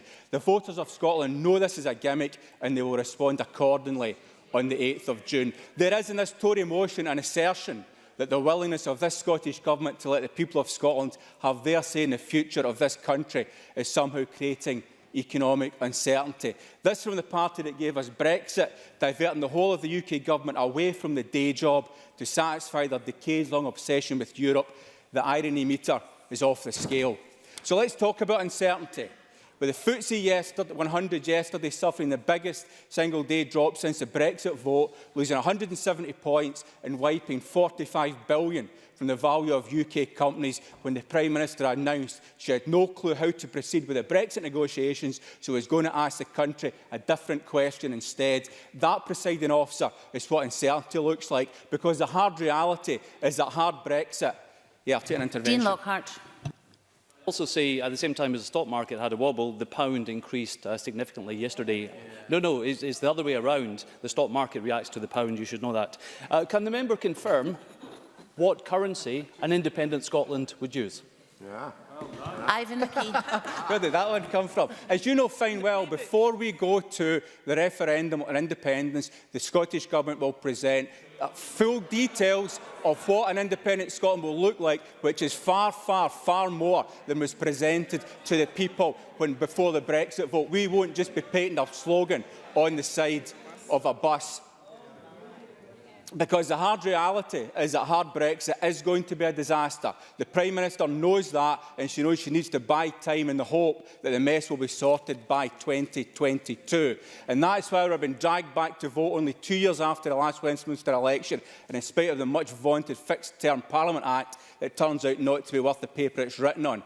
But thankfully, somebody has done the work to examine, using a robust methodology and real data, what exactly it is that does cause economic uncertainty. And the recent report from the Fraser of Allender Institute takes a long, hard look at volatility over recent years and identifies the political events that drive that uncertainty. And, presiding officer, it makes for interesting reading, because the conclusions that Fraser of Allender comes to are clear.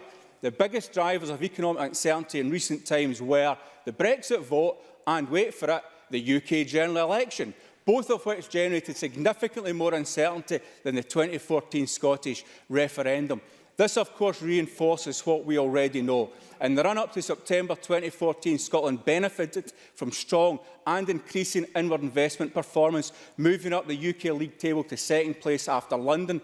We saw GDP growth per capita in Scotland outstrip that of the rest of the UK. Hardly a sign of lack of confidence in Scotland's future or an indication of economic uncertainty. So if the Tories really are concerned about the impact of political decisions on the Scottish economy, they might want to have a wee word with our Prime Minister and let her know that we've got a day job to do here and can't be doing with this constant indecision and political gimmickry from Westminster. They might want to let her know that now is not the time to shut down Westminster for a month because she can't think of anything better to do. Now let's talk about growing the economy. Scotland, as we know, doesn't have full control over the levers to grow the economy. Key levers are all controlled at Westminster. Corporation tax, tax allowances for business, capital gains tax, employers' national insurance, employees' national insurance, tax on dividends and savings, indeed control over what is the very definition of income. We are trying to run this economy with one hand tied behind our back. Presiding officer, poll after poll shows that the people of Scotland trust this Parliament, this Scottish Parliament, far more than Westminster to deliver for them and to look after their interests. The lack of confidence in the other place will only be deepened by the bizarre carry-on of the last 24 hours.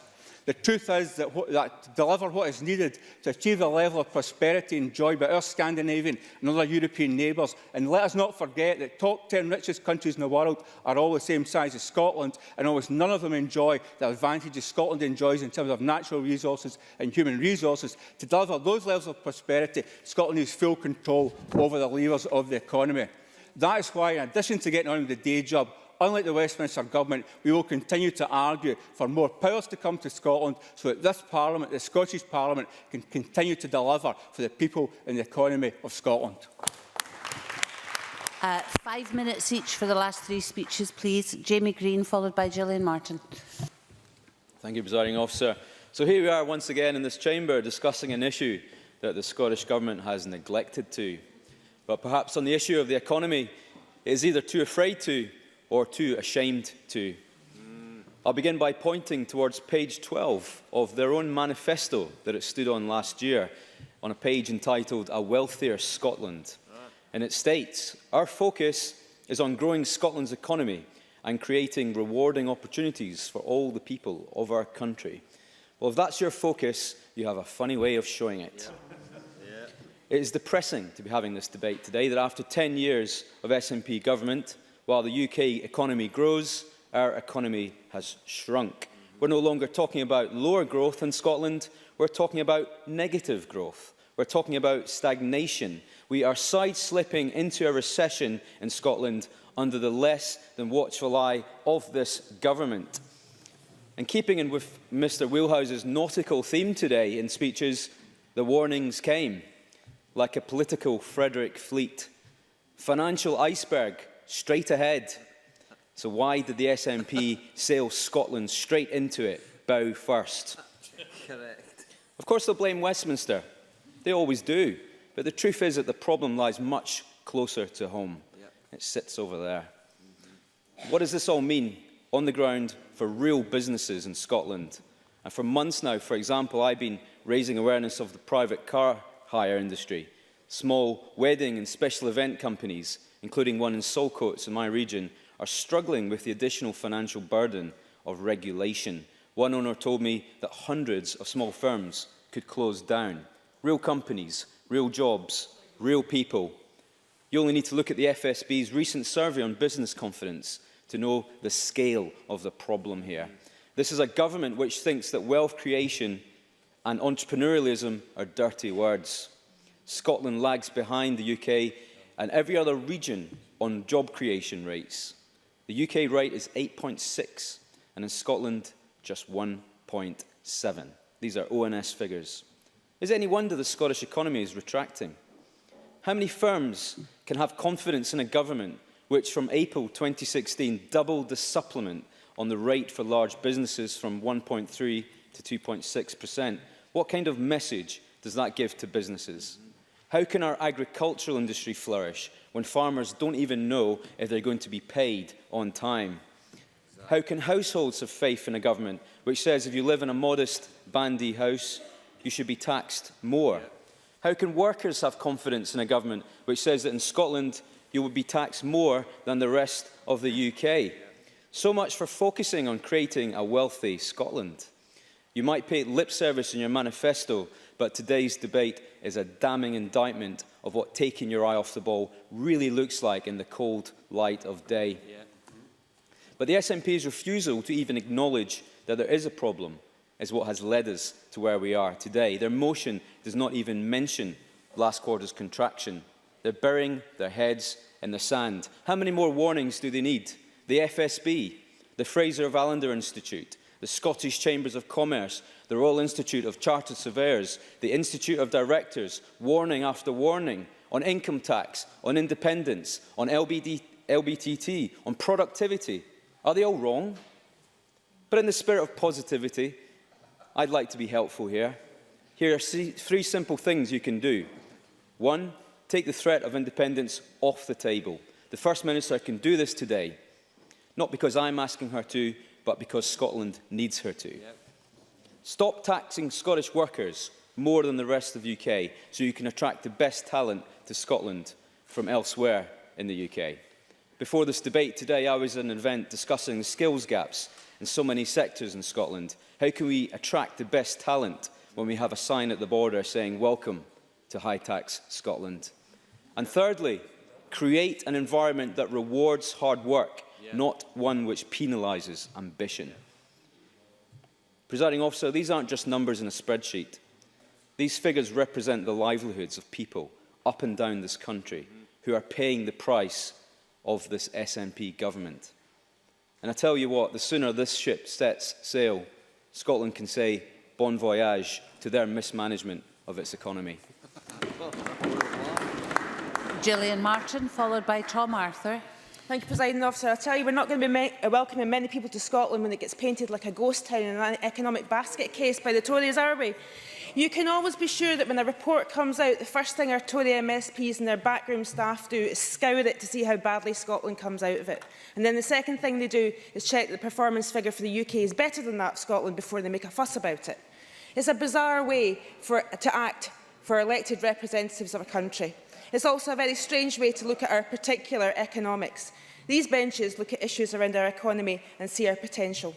We see where we can improve and how we can get to where we want to be, and Paul Wheelhouse outlined many of these in his opening speech.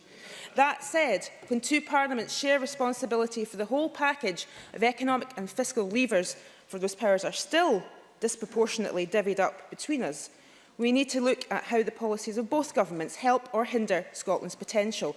And I'd suggest that two divergent political philosophies sharing responsibility just is not working. And it's looking like they're going to be divergent for a long time to come. The miserable Tory motion put before us today actually tells us, don't look over there at the UK government, don't look at the economic vandalism of Brexit, don't look at the fiscal maze of partial powers the UK government have given Scotland, which asked Scotland to play poker with half the deck missing. The Resolution Foundation recently released a report concerning the economic history of employment, income and inequality in the UK. And the report projected an increase in income inequality. It states that projected real earnings growth will mainly benefit middle and higher income households, while the proposed cut in maximum benefits cap to £23,000 per year contained in the Full Employment and Welfare Benefits Bill would primarily hit lower income households. Inequality is the single biggest problem for any economy. IMF studies continually point to this fact.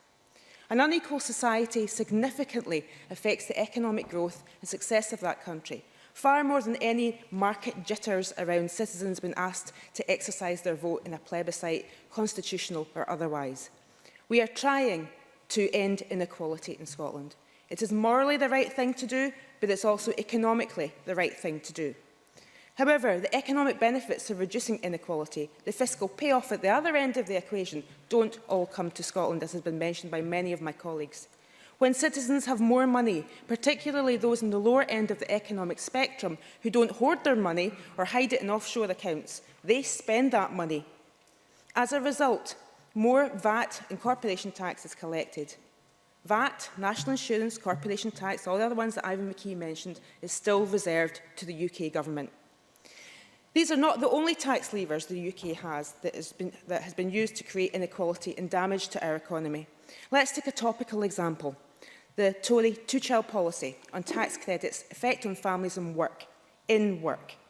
50,000 households will be affected and £50 million will be taken out of the pockets of Scottish families by 2020-2021. The Institute of Fiscal Studies estimate that a three-child family will lose on average £2,500 per year, while families with 4 children or more will lose £7,000. No, I don't have time, Mr Lockhart. Pauline McNeill also rightly points to the long-term effects of such a policy on population growth. And just how many disabled people having their PIP payments taken off them has affected their participation in the economy as their adapted vehicles are taken from them. I'd like to see the figures on that. Despite the drivers of inequality stifling economic prosperity from the UK Tory government, we have good stories to tell around that economic activity of our people. Youth unemployment is at the lowest in the UK, one of the lowest in Europe. Productivity growth in Scotland is 4 times as fast as the UK, as measured by output per hour worked. Perhaps that's because of our labour market strategies, or our free access to higher education, or our efforts to encourage businesses to pay the living wage. Scotland is the highest pay anywhere in the UK outside London and the south east of England. Expect that productivity to increase once more once free childcare provision doubles. It will save families an average of £4,500 per year, which means that working women will be increasing Scotland's income tax take. But yet again, all the other benefits of that will be going down to the Treasury in the UK. So here's an idea. Here's an idea to grow Scotland's economy. Give us all the economic powers. Then, and only then, will the Tories not be accused of hypocrisy when they put a miserable, one-sided, finger-pointing motion like this before us. The last of the open speeches, Tom Arthur, please. Presiding Officer, it's a pleasure to have the opportunity to participate in this debate. It's a very interesting debate, and I've enjoyed listening to contributions from all sides. Some interesting, some provocative, some just confirming what I already suspected. But I want to sort of pick up on a few things that Murdo Fraser initially said. And now, setting aside some of the other issues, he did identify a couple of things I want to hone in on. He mentioned city deals. And I absolutely agree with him. I think city deals are a fantastic initiative. And certainly as a MSP for Renfrewshire and East Renfrewshire, both Renfrewshire and East Renfrewshire are benefiting substantially from the Glasgow City and Clyde Valley deal. Now, and this is something that the Scottish Government has put £500 million into, and I think that's to be welcomed and it should be recognised. This is actually making a fundamental difference within East Renfrewshire. Over £40 million of investment we've seen from that, the Crossmill Business Centre, a new road network between Barrhead, Newton Mearns and the M77, and a new railway station near Auchenbach. All of this has been delivered by having the SNP in administration in East Renfrewshire Council, and my colleague, Councillor Tony Buchanan, who's the convener for infrastructure and growth, has been doing a fantastic job. One of the most exciting developments is going to be the Dams to Darnley Country Park. There's going to be a visitor centre, and there's also going to be a wakeboard park. Now, I don't know how many people are aware of what wakeboarding is. To the untrained eye, it's essentially standing on a surfboard and being pulled by a motorboat or a pulley behind up to speeds of 25 to 30 miles an hour. You perform various tricks, and that's how you demonstrate your capability. Now, given that this is in East Renfrewshire, and there are 2 MSPs for East Renfrewshire in this chamber, I'm going to challenge Jackson Carlaw today that when that water park opens, he will meet me on the reservoir. Jackson Carlaw. I'm very grateful to Mr Arthur giving way. I mean, it is true that the SNP are 2 or 3 of the minority figures in what is otherwise a failing Labour administration in East Renfrewshire. But will he also acknowledge that millions of pounds have been wasted in East Renfrewshire by this administration, particularly over the Cowan Park development, where the council pursued policies which led to over £5 million being added to the cost of the Barrhead High School he's talking about, and some estimate potentially as much as £25 million. East Renfrewshire will do very well to be shot at Mr Arthur's party on May the 4th. Tom Arthur, it's hardly an appropriate intervention for this debate, but if you wish to respond, Mr Arthur, you have no Mr Arthur, you have no extra time if you wish to respond. I will simply acknowledge that the key figures in that administration are the SNP figures who have been delivering for Barrhead and all of East Renfrewshire and will continue to do so after 4th of May. Now, there was another issue, and Murdo Fraser did a serious issue, and that is on the issue of exports and internationalisation. Now, I find it bizarre that he would say this in the chamber because this government has invested in hubs in Dublin, London and Brussels, and including new permanent trade representation in Berlin. Now, I would think that any efforts made by the Scottish Government to increase the internationalisation of our economy would be welcomed. And just a couple of weeks ago, when the First Minister visited the US, announcing fresh investment that will support and create jobs, what was the Tory response? Get on with the day job. Now, clearly, I hadn't realised that what the Tories meant by internationalisation was Empire 2.0, but I'm very sorry to disappoint you. This Parliament doesn't have the power to reconstitute the East India Company or compel China to buy opium or whatever other deluded Brexit and fueled nostalgic nonsense that you want to go and foist upon us. Now, specifically, one more issue I want to highlight. I'm sorry, I'm pushed for time, otherwise I would. Very briefly. Jackie Bailey. As a point of history, it was indeed the Scots that led the opium trade with China. Yes, Tom Arthur. It's a very valid point, and I appreciate that intervention. Now, specifically on the issue, no, I recognise that it's not something I support now, unlike this lot, but never mind. In terms of productivity, which is a very important issue, we've seen productivity growing at 4 times the rate of the rest of the UK, and that's a highly important issue, and it's something I know other members take an interest in, because with the onset of automation and AI and robotics, this is going to become an increasing challenge for us. Productivity is going to be a driver, it's going to be a key issue, it's going to be a key metric, more of a key metric than perhaps it is at the moment. And I think we have to think about that and give it far more cognizance and consideration in our debates about the economic performance of Scotland when we do. I appreciate it's an inconvenient fact for the Conservatives, but I think it's one that rightfully should be highlighted. With the very little time that I've got left, I just want to this issue of Scotland being the highest tax part of the UK. This is categorically untrue. Taken in totality, Scotland is not the highest tax part of the UK. But what I find very disconcerting is the Conservatives present this argument and they state that higher taxes would undermine consumer confidence and business confidence. Why is it, when they believe this to be the case, but they know it not to be the case that Scotland is the highest tax part of the UK, do they continue to propagate frankly, this misinformation of tenuous veracity? I think we should be ashamed of that and take some responsibility. We now move to the closing speeches, and I notice that there are a couple of members who participated in the debate who aren't in the chamber. Can I first of all call, please, Mike Rumbles. Up to 6 minutes, please, Mr Rumbles. Thank you, Deputy Presiding Officer. Well, it's been an interesting but somewhat predictable debate. The Conservatives have concentrated on... Thank you very much. The Conservatives have concentrated on criticising the SNP government for a lack of action on the economy, and absolutely deservedly so. The SNP have concentrated on criticising the UK Conservative government for everything, actually, everything.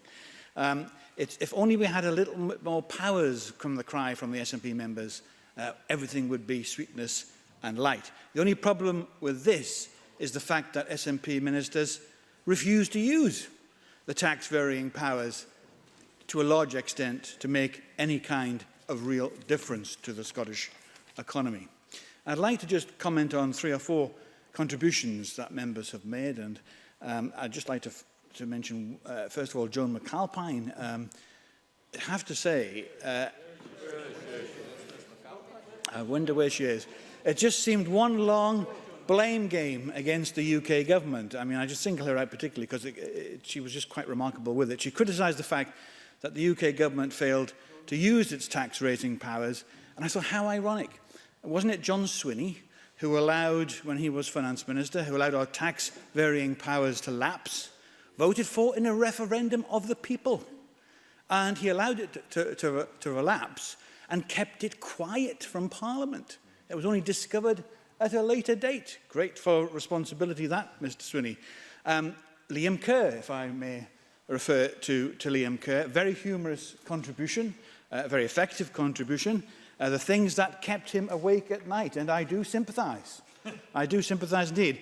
But he hit the nail on the head when he pointed out the complacency, I'm afraid, of Scottish Government ministers over a lack of any concrete economic plan to address the problems that face the Scottish economy. Indeed, George Adam mentioned the SNP's abolition of tuition fees, which I, for one, was pleased to vote through in the very first session of the Scottish Parliament. It's interesting how people claim various actions when they obviously weren't here themselves to realise that it was the Labour administration with the Liberal Democrat administration that did that.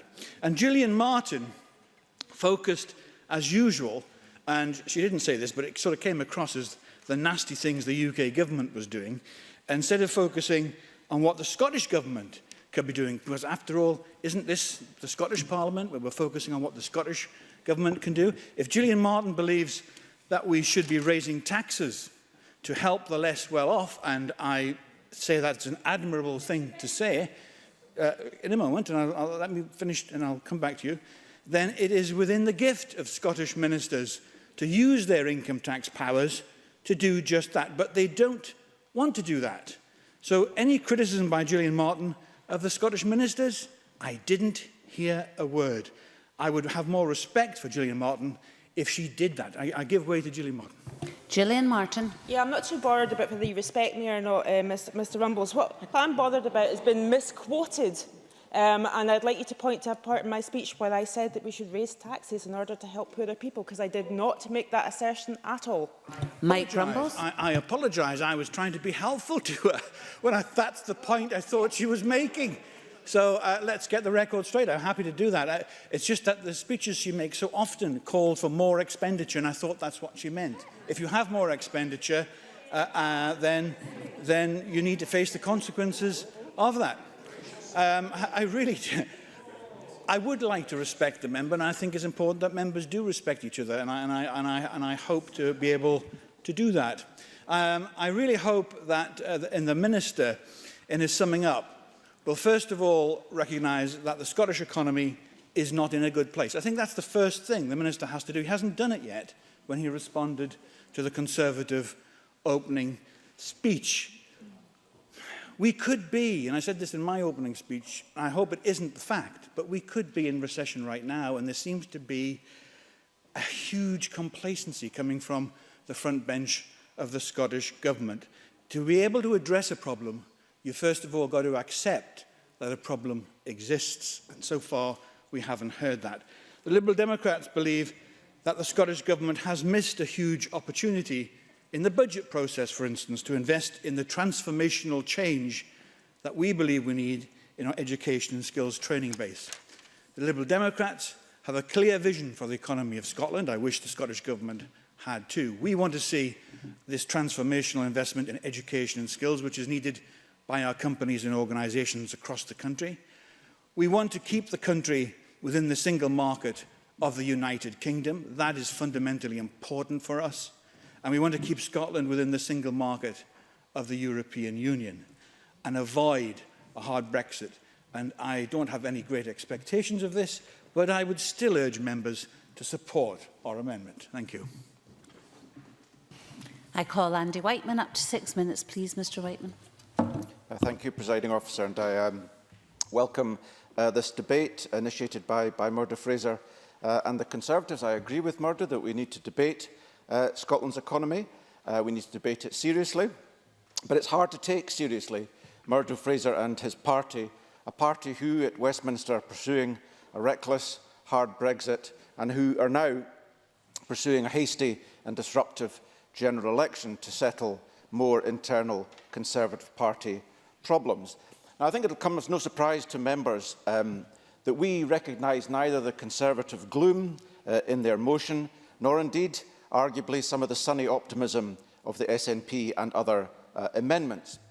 We're a party who are part of an international movement, who have developed green economics over decades, who recognise that endless growth is not possible on a finite planet. Labour's amendment fails to take that into account with its focus on economic growth. Green economics also recognises that the climate crisis is leading to growing instability, unrest and economic decline. We also recognise that to keep within Paris climate targets, we need to keep a majority of hydrocarbons in the ground. Hydrocarbons that are often touted by other parties here as part of the economic future of Scotland, and that's why we can't support the SNP amendment either. It's why also in 2015 we commissioned a report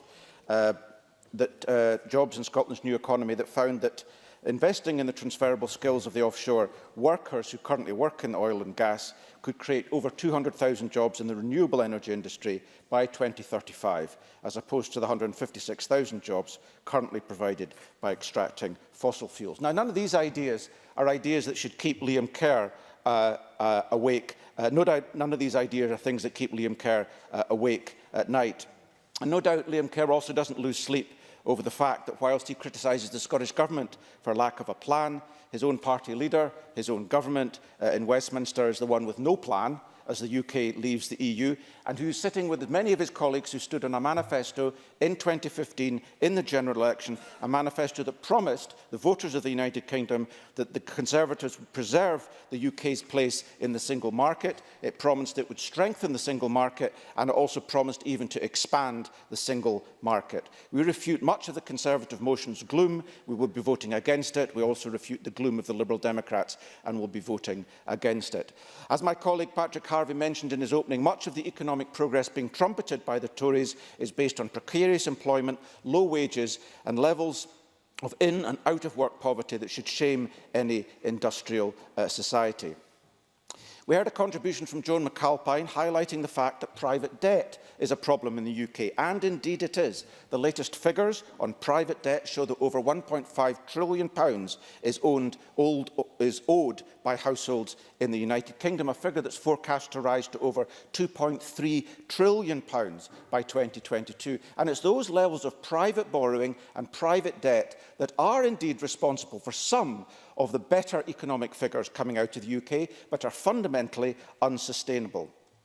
Now, above all, many of the arguments cited by members in this debate this afternoon were based on economic data that is not fit for purpose. For example, gross domestic product is a very, very poor indicator of a sustainable economy. It fails to distinguish between useful economic activity and damaging economic activity. And if Murdo Fraser wants to learn a little bit more about the failings of GDP, I recommend he attend a lecture tonight in this building by Professor Lorenz Fioramonti, hosted by Ash Denham.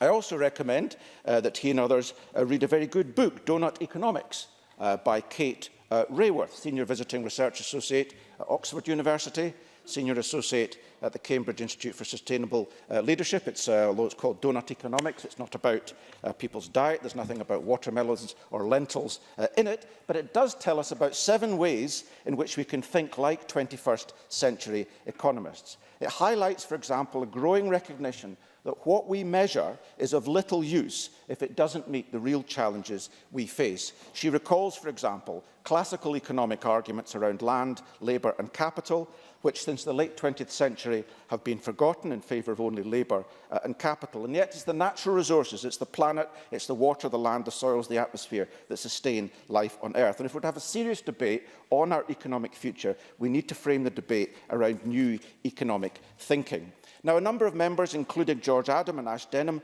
talked about non-domestic rates, for example, and indeed the small business bonus scheme. And in terms of the practical things we can do in this Parliament, yes, we can do practical things with tax. But in our view, for example, the small business bonus scheme is not a terribly helpful scheme. I was speaking to a small business owner the other day in Musselburgh, who was very happy with the fact that she is now paying no rates because of the rising of the threshold. But next door, an empty shop, the rent was being increased in recognition of the fact that the occupier would no longer need to pay rates. And so they are no better off as a consequence. And what's happening is that a tax that might help East Lothian Council in that instance is now being transferred straight into the pockets of a private landlord.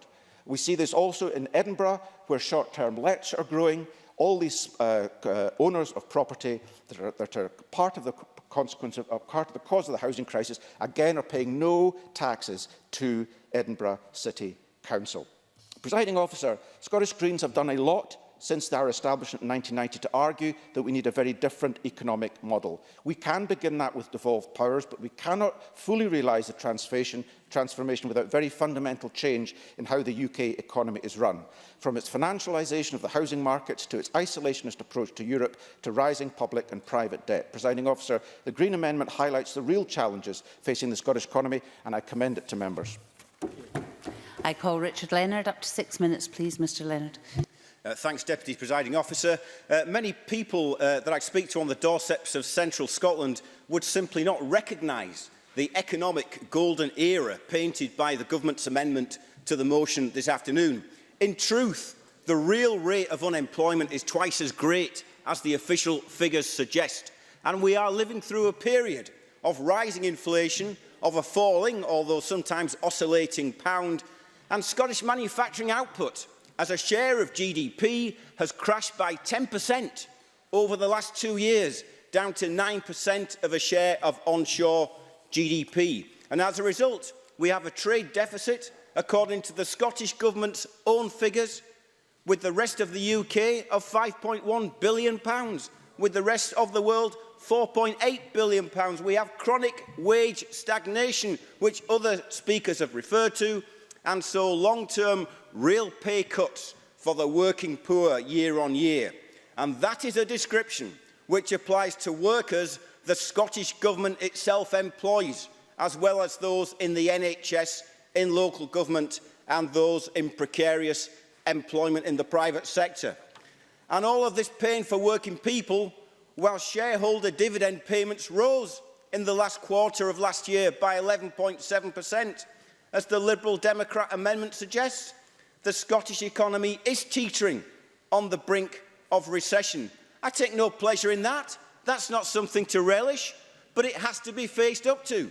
We have to face up to it because the contraction of the Scottish economy means painful consequences for jobs, cuts in not just the standard of living, but in the quality of life, not just for adults in work, but for working-age adults who cannot find work, but who want work, and in the quality of life for children being raised in those families. Some of this stems from the immediate crisis we face, from the threat of Brexit and the uncertainty it brings, from the threat of a second independence referendum in 4 years when the people have already said no, and from a Tory government which has reverted to its old armoury of attacking the trades unions and, in so doing, rolling back as much as it can the social responsibility of the idle rich and heaping the financial burden onto the working poor. And to George, Adam and others, I say the Conservative government are not anti-Scottish, they are anti-working class. And whilst we haven't yet seen, the Conservative Party manifesto, I guarantee that the start that they have made on undermining trade unions will be considered unfinished business, and they will be back for more. And the Brexit mandate they are seeking will be a mandate not to extend but to diminish workers' rights in this country. And we see it here again this afternoon in the Tory amendment, which we will not support, that the only economic programme of the Conservative Party is a tax cut. This is not a serious policy for jobs and growth. It is a recipe for continuing inequality and division. And I hope that that philosophy will be rejected at the polls. But to the SNP, to Joan McAlpine, Ivan McKee and others, the charge is not that you don't have all of the powers you want, it's that you haven't used all of the powers that you've got. The government amendment says most power over the economy is reserved to the UK government. But what about the power to increase government spending in Scotland and to raise or lower taxation? What about the power to build homes, to create jobs? What about the power to forge an industrial policy and rebuild our manufacturing base? What about the power, the convener of the Education Committee? What about the power over education and training? What about the power to create well-paid, socially useful jobs looking after the very old and the very young? What about the power? The government amendment speaks of investment in transport, but the government just over 2 weeks ago slashed by almost 30% the low-carbon vehicle subsidy element of the bus service operator grant, from 14.4 pence per life kilometre to 10.1 pence per life kilometre. The government amendment speaks of a commitment to investment, but at the same time, they are not prepared to set up an investment bank structure worthy of the name. It's been downsized. It should be grown, properly capitalised, so that it could play a transformative role in changing our economy. Because if we are serious about tackling Scotland's productivity gap, Scotland's investment gap, if we are serious about the need for a renaissance in our manufacturing base, the Scottish Investment Bank should be properly capitalised. And let me turn, in conclusion, Deputy Presiding Officer, to say this, because in our view, on these benches, our task is clear. It's to lift the scourge of unemployment and reassert full employment as an item of public policy. Let's start the regeneration of our industrial base. Let's give hope to our young people. Let's turn the fear and anger of people of all ages into real hope. And let's use the powers of this Parliament to do that, because that is something that the Labour Party will be advocating in the weeks and months ahead. I call Keith Brown. Up to 7 minutes, please, Cabinet Secretary. Thank you, Presiding Officer. In summing up, I welcome the opportunity to highlight the underlying strengths of the Scottish economy, not least because nobody else in this chamber will, in terms of other parties, and also its resilience over the past couple of years and the actions that we are taking to support growth in our economy and protect Scotland from the impacts of a hard Brexit. As Paul Wheel has set out at the start of the debate, the Scottish economy is fundamentally strong, but he also mentioned, despite what Mike Rumbles has said, that we do have challenges. And I've mentioned before, we have challenges in terms of internationalisation, making more of our companies involved in international activity, thereby increasing exports. We have challenges also in relation to productivity. It's true, as many people have said, that productivity in Scotland has grown by 9.4% since 2007, compared to growth of 0.1% in the UK as a whole. But that shouldn't be the bar that we aim for. Other countries like Germany and France have higher productivity. That's what we should be aiming for. It's also true to say, of course, Scottish employment is now 45,000 higher than it was in 2008. And I'll come back to the point raised by Dean Lockhart in a few minutes about the growth over a period of time. But we should remember, since 2008, we've had one of the longest and deepest recessions in the UK's history. Now, despite these challenges, Scotland has substantial natural resources, one of the most highly educated workforces in Europe, a long-standing reputation for innovation and an internationally recognised brand. We are world leaders now in key industries of the future, such as life sciences, financial services and financial technology, as well as creative industries and sustainable tourism. And in that context, it's worth bearing in mind the productivity. I will take a brief intervention from Mike Rumbles. Mike Rumbles. Just indicate whether he believes that the Scottish economy is in recession at the moment, or is in the danger of being in recession. And if he believes we're not in recession, well, OK, go on. Keith Brown. The figures don't demonstrate that Scotland's in recession, and I'm not going to play a game of trying to talk Scotland into recession, as some people want to do. So that's what the figures currently say just now, as well as the fact that we have, as I've mentioned, the figures in terms of productivity and also in relation to employment. It's worth saying that really this debate, and I think it might have been Gillian Martin, in fact, no, it's Andy Whiteman said that really looking at Murdo Fraser's contribution, this is not a serious debate for the Conservatives. They're not treating this debate seriously. Look at the terms of the motion. Well, if he was treating it seriously, then I think you'd see, first of all, that take, for example, his stunning, acute economic insight into, a bit like his unique understanding of the Laffer curve, actually. The unique insight that he's got when Gillian Martin made mention of the economic impact of transfer payments, financial transfer payments. Things like the rape clause will have an influence on that. To not understand the economic impact of transfer payments shows the economic illiteracy of the Conservative Party. It's also true to say that if I can make a bit more progress just now, I'll see how time goes. Murdo Fraser also showered Jackie Baillie with praise, his favourite Labour MSP. I think he was only cut off just before he was able to deliver that invitation to come to an invitation to a Conservative branch meeting, which I know Jackie Baillie is quite keen to do as well. We had mention from Murdo Fraser in relation to tax as well, but no mention as to why the Conservative parties flip-flop back and forward in terms of APD. They didn't support it, they did support it, they weren't sure it should be done across the whole of the UK. So the Conservative Party, as well as having U-turns on things, small things like snap general elections, also has U-turns on things like the APD.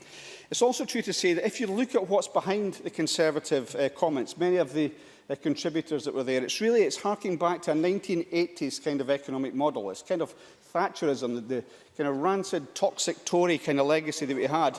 And the recession that we had in the 1990s, the recession that we had in 2008, the foundations for that were laid in the 1980s in terms of, again, as Andy Whiteman said, in terms of personal borrowing and so on. The build-up and the lack of banking regulation were fundamental to that. You may remember it being characterised as kind of the Alan Bastard level of economic competence. And I don't know how many people on the Tory side see themselves as Alan Bastards, but I can tell you it's not an economic model that we intend to follow. So it's not a serious debate that we presented with by the Conservative Party. There are very serious issues. There have been some very serious contributions that by and large have not come from the Conservative Party. If I can mention Rachel Hamilton, who I think adopted a new line for the Conservative Party, which was to be against the TripAdvisor innovation that the FM has signed up to in the States. Now, that has actually been accepted by, I think it was Douglas Ross, who welcomed it at the time. Sorry, Ross Thompson, who welcomed it. And I'm sorry, I always confuse the two. I'm apologising. I see your face already. I thought I was going to get sent off there for a second. But so it's been condemned by one but accepted by another. It's not exactly economic literacy, but Rachel Hamilton, I think, wants to say I've misunderstood, and I'm happy to give way to her on this point. Rachel Hamilton. Thank you to Keith Brown. I would like to point out that I said that it is unregulated, and if you looked at the United Hoteliers Facebook page, you would realise that they do not support it. And I believe that a combination of Visit Scotland and TripAdvisor is not a good combination if it's unregulated. Keith Brown. You simply said you didn't agree with it, and I'm just saying that other parts of your party do agree with it, and maybe you should try and get your act together in relation to that. Despite those things, I do think there's an underlying strength. Scotland's economy has proved its resilience over a number of years. We have had growth in 2016 by 0.4%. I've mentioned how unemployment has fallen £47,000 over the past 47,000 rather over the past year, and that the unemployment rate is now below that of the UK. Now, I mention that it's not the only indicator. I'm not trying to pretend that it is, but it's been the subject of previous Tory press releases when that was the defining characteristic of the competence or otherwise of the Scottish Government. If it is, and we are lower than the UK, you should draw the conclusion from that. You can't have it both ways.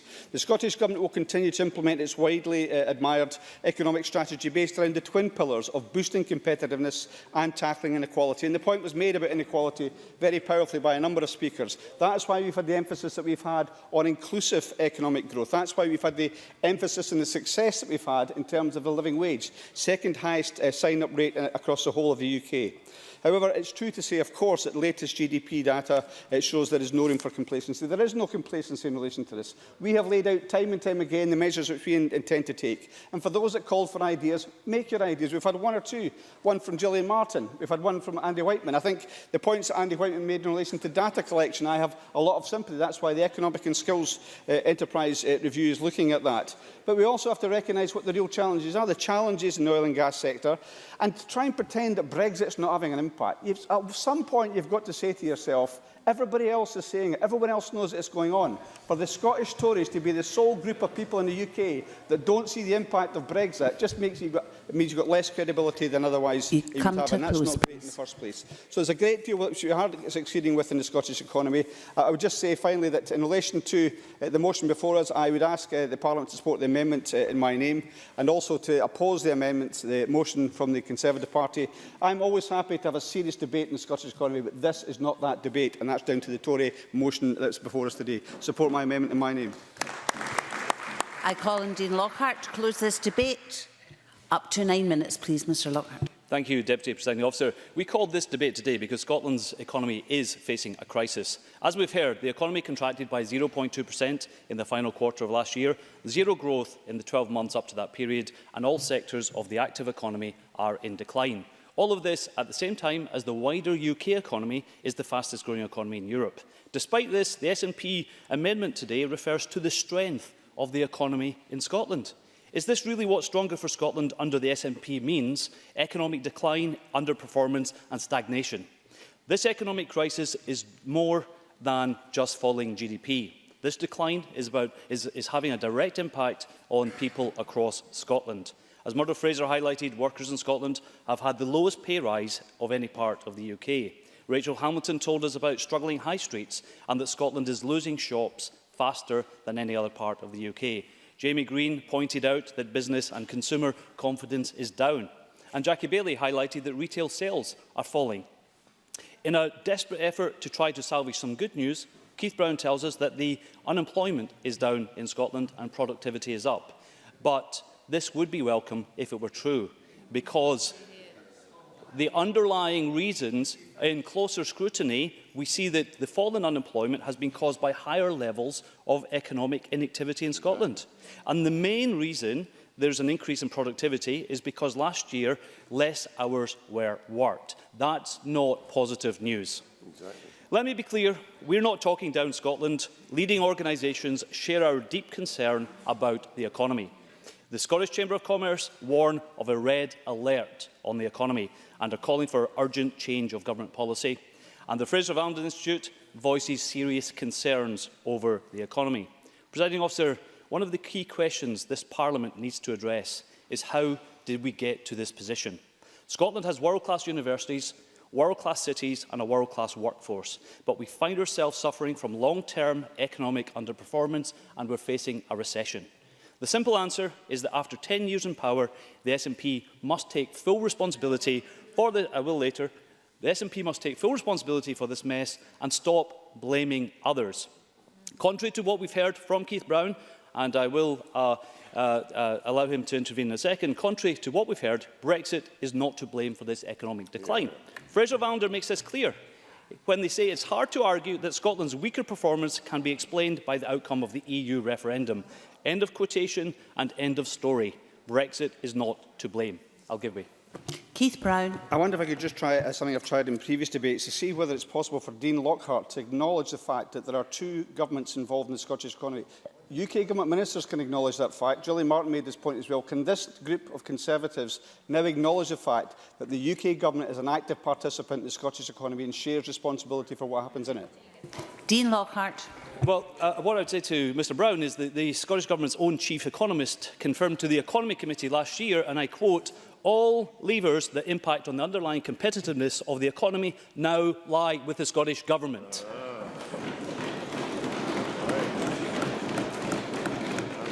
So, Brexit's not to blame, and neither is the oil price to blame. The latest economic data shows that all areas of the manufacturing sector in Scotland declined last year, not just those tied to the North Sea supply chain. Now, let's make it clear. Economic decline we're experiencing right now is not caused by Brexit, the oil price or Westminster. The responsibility lies solely with the SNP. In the past year alone, we have seen the actions of a government that simply does not understand how the economy works. We've had a budget that makes Scotland the highest tax part of the UK, and that cut. We've had a budget that cut enterprise funding by 40%.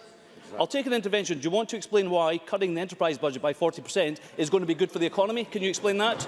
Tom Arthur. Scotland is not the highest tax part of the UK. Fraser, Valenters and others have demonstrated that categorically. Now, will the member withdraw his remarks? Dean Lockhart. All you need to look at is the large business supplement. I could go on, but I don't have time. In addition to a budget that is bad for the economy, we have seen punitive increases in business rates across Scotland. Murdo Fraser has highlighted the crippling impact of the rate revaluations. Last week, I had a constituent who told me that his rates are going from £30,000 a year to £95,000 a year. The business owner has been advised to consider taking the roof off his business premises in order to avoid bankruptcy. Just one further example of the damage inflicted by this SNP government. Further, on the Enterprise and Skills Review, we've seen a screeching U-turn by the Cabinet Secretary after his plans for a super quango were stopped by this Parliament. We've had the £500 million growth scheme, but with no new funding and no sign of activity 8 months after it was launched. And we've had the Chinese investment shambles, with the SNP being called a shambles by international investors. I could go on, but time is limited. Scotland's economy has suffered not only a decade of incompetence, but also a decade of neglect, as the SNP has prioritised its campaign for separation over economic growth. As the First Minister told us last year, the question of independence transcends the issues of Brexit, oil and national wealth. A statement that shows for the SNP, nationalism is more important than national wealth, independence is more important than income, and separation is more important than Scotland's success. And these are not just empty words. When the SNP set up a growth commission last year, it wasn't a growth commission that Scotland's economy so badly needs. It was a growth commission for independence, making the task of selling independence more attractive, if that's possible. So, instead of the First Minister and other ministers gallivanting around the US and Europe, can I suggest that you focus 100% on turning around the economy? Imagine if all that energy was devoted to building new business in Scotland, driving innovation and expanding our export base. We would not be in this mess. So the SNP have a clear choice to make: economic growth or their continued obsession with independence. Our priority is economic growth. Together with leading organisations across Scotland, we are calling for an urgent change in government policy. We're calling for the SNP to actively participate in the industrial strategy published by the UK Government to maximise opportunities across all sectors and industries in Scotland. We're calling for our cities and local areas to become Scotland's engines of growth through the city deals, growth deals and local growth partnerships. To do this, we have published today our local government manifesto, which sets out a framework of measures that will drive local economies. we're calling on the SNP to create a competitive tax system in Scotland, and we're calling for an enterprise and skills review that will expand our export base. Having 50 companies account for over 50% of our exports is not sustainable. And yes, we're calling on the SNP to stop their endless campaign for separation and prioritise the economy. Presiding Officer, the SNP have had 10 years to fix the economy. Instead, their track record is one of economic decline, a broken domestic agenda and a nation more divided than ever. In the weeks to come, voters will cast their verdict on a lost decade of SNP government. Voters will have the chance to send a clear message to the SNP, a message that after 10 years in government, the SNP have not been stronger for Scotland, they have been a disaster for Scotland. Presiding Officer, I support the motion in Murdo Fraser's name. Thank you. That concludes our debate. On Scotland's economy. The next item of business is consideration of 3 business motions in the name of Joe Fitzpatrick on behalf of the Parliamentary Bureau. Motion 5210, setting out a business programme. Motions 5189 and 5190, setting out Stage 1 timetables for 2 bills. I would ask any member who wishes to speak against any of the motions to press their request to speak button now. I call on Joe Fitzpatrick to move the motions en bloc. Moved en bloc. Thank you.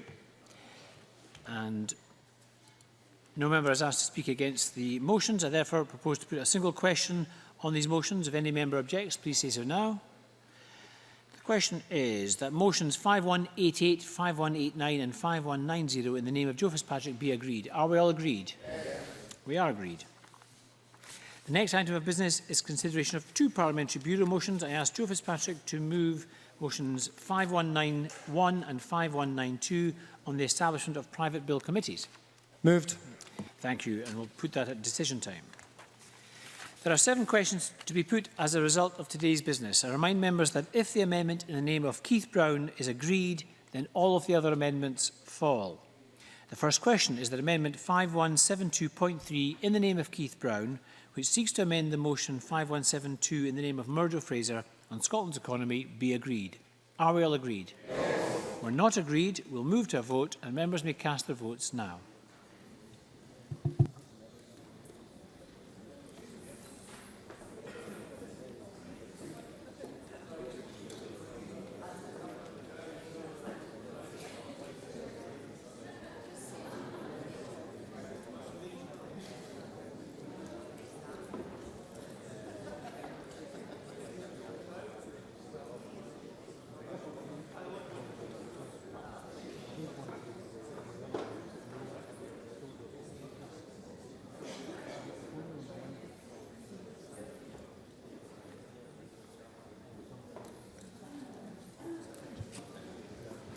The result of the vote on amendment number 5172.3 in the name of Keith Brown is yes 62, no 55. The amendment is therefore agreed. All the other amendments are therefore preempted. So the next question is that motion 5172 in the name of Murdo Fraser as amended on Scotland's economy be agreed. Are we all agreed? Yes. We're not agreed. We'll move to division. Members may cast their votes now.